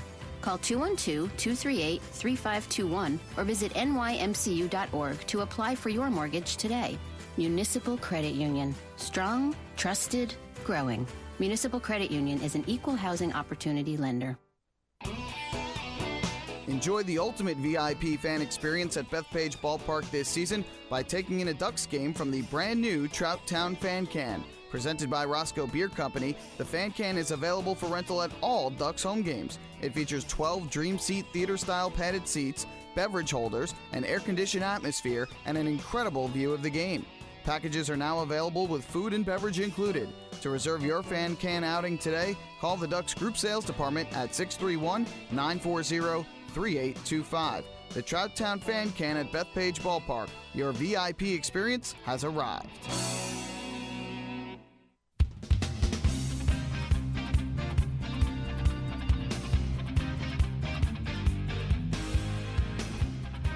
Well, we head to the 9th here at Santander Stadium as the Long Island Ducks trail the York Revolution at 10-3. The night is over for Rami Lewis, who is in line to pick up his 10th win of the year, move back to an even 500 on the season at 10-10.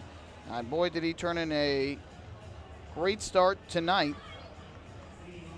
Aside from that, 3rd inning has not allowed a run, and ultimately his entire start is 8 innings, 9 hits, 3 runs, all of them earned. He walked 1 and struck out 8.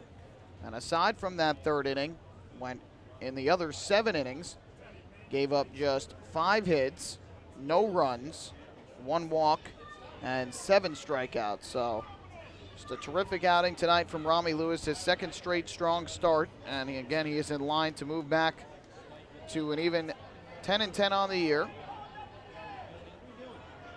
Alex Marquez going to start things off. We had a delay here because the Ducks did not have a first base coach.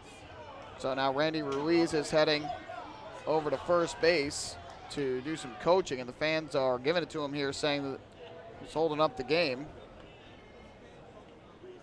But now ready to go. Here is Alex Marquez to bat from the right side. He's 0 for 3. First pitch on the way, taken for a called strike. And the count goes to 0-1. Marquez in his Ducks debut tonight has grounded out to second, flown out to left, and grounded out in a 1-6-3 put out. Here's the 0-1. Ground ball past the mound towards second. It's gobbled up there by Patterson. And his throw to first is in time for the first out here in the 9th inning. Tony Pena, the pitcher, on. He pitched a scoreless inning here in the 8th on Monday night. Gave up a hit and a walk, but ultimately no runs, getting Cody Puckett to ground out to second base to end the threat in a 3-2 game at the time. That'll bring up Carlos Hughes, the switch-hitting second baseman, batting from the left side. Looks in for the sign, comes set, and his first pitch is taken low by Hughes for ball 1. For Pena on the year, 34 games, 2-2 record, a 2.87 ERA, and 1 save. This obviously not a save situation. 1-0. Hughes pops one up down the left field line. Pounds chasing over towards the stands. Will run out of room. This will go a couple rows back into the crowd. Evens up the count at 1-1. Hughes singled and scored back in the 3rd inning. Since then has struck out looking and bounced to third base.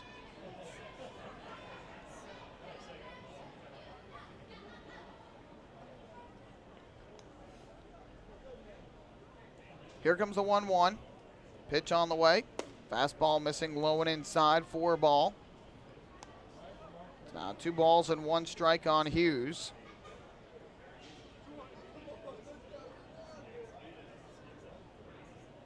Pena gets the sign from De La Cruz. Here's the pitch. That's ripped on the ground, foul down the right field line. Hit that ball hard, but pulled it in a foul ground. That evens things up on Hughes. Phelan Lentini waiting in the on-deck circle. Revolution trying to close out a win and do their part to keep their season alive. Southern Maryland still defeating Lancaster right now 5-3 in the 8th inning. Here's the 2-2. And Hughes swings, grounds it to the right side. Backhanded by the first baseman Nash. He'll race to the bag, and he beats Carlos Hughes for the out. 2 groundouts for Pena to start off in the 9th, and the Revolution 1 out away from a victory to clinch this series. So a 2-way that will leave it up to Phelan Lentini.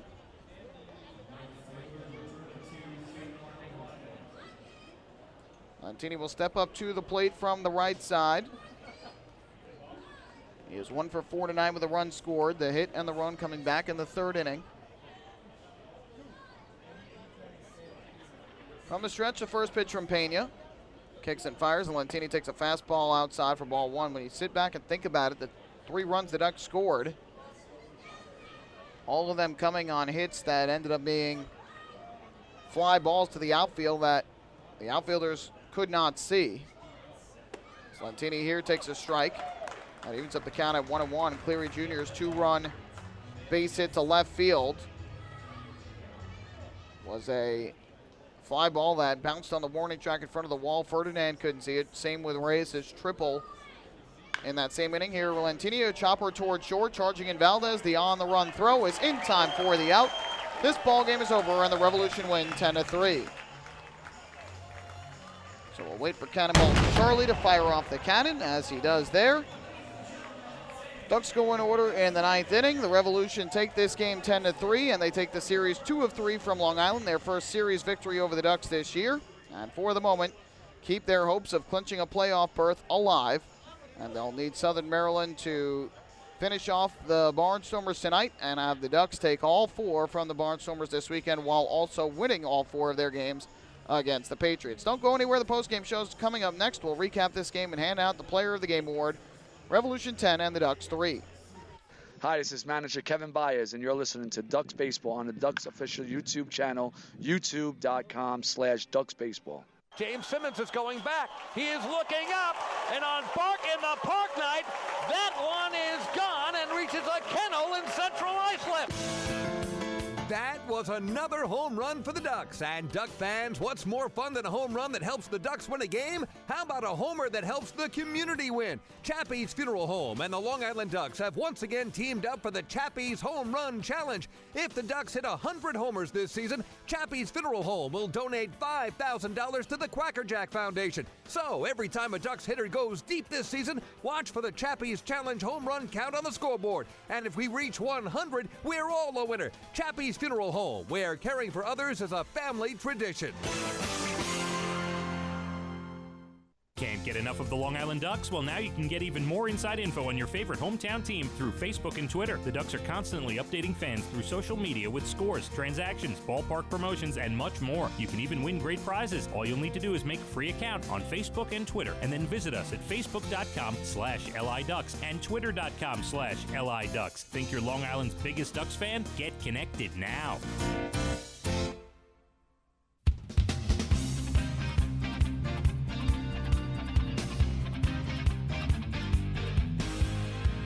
Back here at Santander Stadium tonight, where the Ducks fall by a score of 10-3 to the York Revolution in the finale of this three-game set. Revolution take the rubber game and the series 2 of 3. And a big performance by York's offense tonight. All 10 of their runs coming with 2 outs in the inning. It's a problem that the Ducks have had at points this year and something that they will want to correct by the time the playoffs arrive. But tonight, Joe Bircher and Ian Marshall struggling with 2 outs in the inning, and that's what helped the Revolution to this victory. Let's recap this game first on the post-game show. Neither side scored in the first inning, but in the bottom of the second, Joe Bircher didn't have a good start to the inning. He gave up a ground rule double to Brandon Boggs and a walk to Brian Pounds to start the inning. However, he bounced back with a couple of good strikeouts of Telvin Nash and Luis De La Cruz and had 2 strikes on Nick Ferdinand, 1 strike away from getting out of the inning. But then, just like it did in his first outing, the floodgates opened. Bircher allowed an RBI single to Ferdinand, a 2-run double to James Simmons, an RBI single to Eric Patterson, an RBI double to Wilson Valdez, an RBI single to Andres Perez, and then an infield single to Brandon Boggs before the ball was taken from him by Kevin Baez, and Brian Pounds came to the plate facing Ian Marshall, who got him to ground into a force out. But 6 runs, 6 hits, 1 error, and 2 runners left on base in that second inning. Now the Revolution opened up a 6-0 lead, all 6 runs coming home with 2 outs in the inning after Bircher was 1 strike away from getting out of that inning. Then in the third inning, after the Ducks came to the plate and immediately responded to close the gap to within 3 against Rami Lewis, the starter for the Revolution. Carlos Hughes singled to right to start the inning, and then with Lentini at the plate, he singled to right, and the Ducks had runners at first and second with nobody out for Delta Cleary Jr. Cleary Jr. hit a high fly ball to deep left field. Ferdinand went back to the warning track on it, looked up, could not find the baseball, completely lost it in the sky. It landed on the warning track, bounced up, hit the wall. A 2-run double for Cleary Jr., and the Ducks closed to within 6-2. Then after a ground out to short by Mike Blank, Elmer Reyes hit a high fly ball into deep left center field that the center fielder James Simmons went back on, but then could not find the baseball. It landed, and Reyes picked up an RBI triple on the play, and that brought the Ducks to within 3 at 6-3, but Puckett would strike out. McQuail grounded to short. That ended that threat. And the Ducks would not get anything on the scoreboard from that point on. And in the bottom half of the third inning, Marshall got off to a good start again, getting Nash to fly to center and De La Cruz to ground to short. But then again with 2 outs, he fell apart. Gave up a single to Nick Ferdinand, a single to James Simmons. Eric Patterson then doubled down the right field line to score Ferdinand. And Valdez hit a ground ball deep to the third base spot where Cody Puckett fielded and tried to throw across the diamond for the out, and he sailed the throw over the head of Steve McQuail, a 2-run, 2-base error. And the Revolution got their 6-run lead back at 9-3. They would add another run in the 5th inning, as with 2 outs after De La Cruz singled to open the inning and Simmons singled with 1 out. Valdez singled to right to bring home De La Cruz with 2 down in the inning. That rounded out the scoring as the Revolution had a 10-3 lead at that point. Rami Lewis settled in, did a terrific job allowing just 1 base runner over his final 3 innings of work. The Ducks had 1 base runner total from the 6th inning through the 9th, and the Revolution win the game by a final count of 10-3. The final totals, 10 runs, 13 hits, no errors for York. They leave 5. For the Ducks, 3 runs, 9 hits, 2 errors. They left 7. The winning pitcher, Rami Lewis, improved to 10-10 on the year. Loser, Joe Bircher, fell to 0-1. Second straight rough start. No save in the game, which took 2 hours, 42 minutes in front of a crowd tonight of 1,788.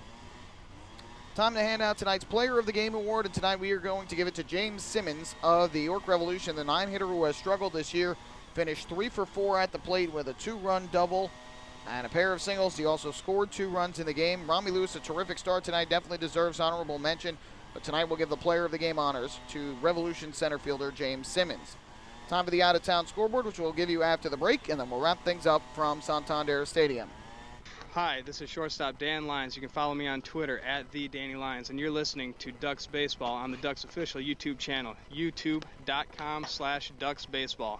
Spring into a new Honda at Huntington Honda and pay $59 a month for a new 2015 Honda Civic LX sedan. $59. So spring into Huntington Honda on Jericho Turnpike just east of Route 110 or HuntingtonHondaCars.com. Huntington Honda, discover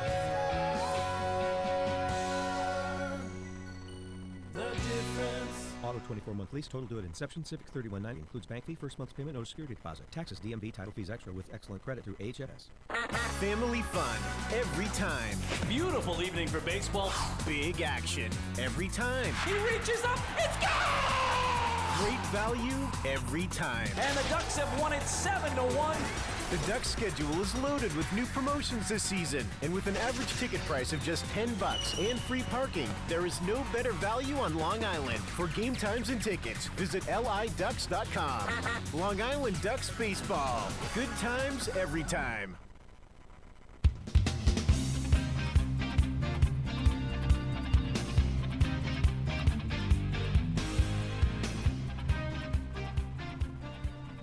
Back here at Santander Stadium tonight, where the Long Island Ducks dropped the series finale to the York Revolution 10-3. And it's the first time the Revolution win a series from the Ducks this year. However, Long Island won the season series between the two teams as they took 10 of the 16 meetings. So they finished 10-6 against York, their first winning season against the Revolution since 2011. As for the out-of-town scoreboard, earlier today in Game 1 of a doubleheader, day-night, it was the Bluefish 6, the Patriots 4. So that helps the Ducks, moves to Long Island to within 2 games of first place. But, of course, Long Island's loss tonight drops them back to 2.5, pending the outcome of tonight's game. The winner was Patterson for Bridgeport. He improved to 2-2. Little, the loss, fell to 0-1, and Mincy picked up his 25th save of the year. Home runs in the game for Somerset. Fields hit his 3rd. For Bridgeport, Batista his 4th, and Martinez his 1st. And so Bridgeport winning Game 1 6-4. Right now in Game 2, it's the Patriots in front by a count of 7-3. So if that score holds up, the Ducks would fall back to 3 games behind the Patriots with 4 scheduled games remaining. The starter for the Patriots in the nightcap was Roy Merritt. Buddy Boshears is now in the contest. For Bridgeport, Brandon Bixler got the start and Wander Perez is now pitching. Patriots have 4 RBIs from Matt Fields in the nightcap, 2 from Michael Burgess. Bluefish getting 2 RBIs and 3 hits from Wilson Batista. As for other games going on, they're in the top of the 7th inning right now down in Sugar Land, and a big offensive display. 9-9 the score between the River Sharks and the Skeeters. Miguel Martinez started for Sugar Land. Corey Van Allen is now in the game. Daniel Herrera was the starter for the River Sharks, and Zach Braddock is now pitching. Evan Crawford has driven in 3. Patty Matera has driven in 2 for the River Sharks. And Chris Wallace has 3 hits, 3 RBIs, and 2 runs to lead the way for Sugar Land. Travis Scott has also driven in 2 runs. And as we mentioned earlier, in Lancaster, Pennsylvania, the Southern Maryland Blue Crabs have the 5-3 lead over the Lancaster Barnstormers, but Lancaster threatening right now. They have the bases loaded, 1 out in the bottom half of the 8th inning. And if the Barnstormers rally and win that game against Southern Maryland, then York will be eliminated. The Barnstormers will be the second half Freedom Division champions. If Southern Maryland hangs on, then the Barnstormers will have to wait till tomorrow night to try and clinch the second half, and they could do that with a win over the Ducks. So again, that score 5-3. Justin Berg pitching now for Southern Maryland after John Lester was the starter. Nate Reed started for Lancaster. Pete Andrelzik is now in the ballgame.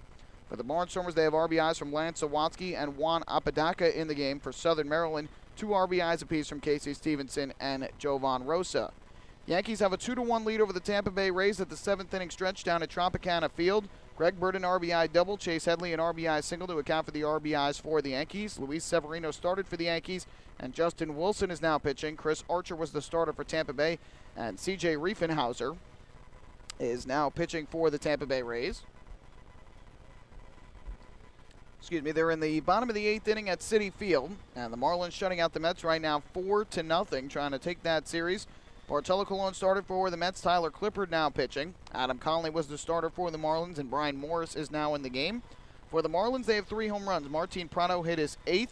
Justin Bour hitting his 17th home run of the season, and JT Realmuto hit his 10th. MLS action tonight. New England Revolution defeat the New York Red Bulls 2-1 up at Gillette Stadium in New England. For the Red Bulls, Mike Grella, the lone goal in the 6th minute, Fagundes in the 2nd minute, and Rowe in the 65th minute. The goals for New England. And the New York City FC defeated Toronto FC 2-0 at Yankee Stadium. Frank Lampard scoring in the 20th minute, and Patrick Mullen scoring in the 77th minute. So that'll do it for the out-of-town scoreboard. Again, this series, the road trip for the Ducks will continue tomorrow when they head to Lancaster, Pennsylvania to take on the Barnstormers in the first of 4. The Ducks will be sending out left-handed pitcher Darren Downs to the mound, and Downs has been pitching well of late. He's 4-5 on the year with a 3.80 ERA and 11 starts. So he will try and pick up the victory tomorrow for Long Island. Opposing him will be a relative newcomer to the Barnstormers, and that will be right-handed pitcher Edwin Carl. Ducks will be facing 4 righties in the series: Edwin Carl, Madison Bower, Chad Beck, and Shunsuke Watanabe. Ducks will be sending lefty Darren Downs to the mound tomorrow, and then follow him up with John Brownell, Bobby Blevins, and Bruce Kern to close out the 2015 regular season. That's going to do it for us tonight here at Santander Stadium in York, Pennsylvania for the final time this season. It was the York Revolution defeating the Ducks by a final count of 10-3. We invite you to join us for our next Ducks broadcast, which will be tomorrow night when the Ducks and the Ducks and the Barnstormers open up a 4-game series at Clipper Magazine Stadium. Pre-game show will begin at 6:45. First pitch at 7 o'clock, and you can follow all the action on the Ducks official YouTube channel, youtube.com/DucksBaseball, and online at liducks.com. My name is Michael Pollock. Thank you so much for spending your Wednesday night with me. Hope you enjoyed the broadcast. Have a great rest of your Wednesday. We'll do it all over again on Thursday night from Clipper Magazine Stadium. Good night and so long from York, Pennsylvania.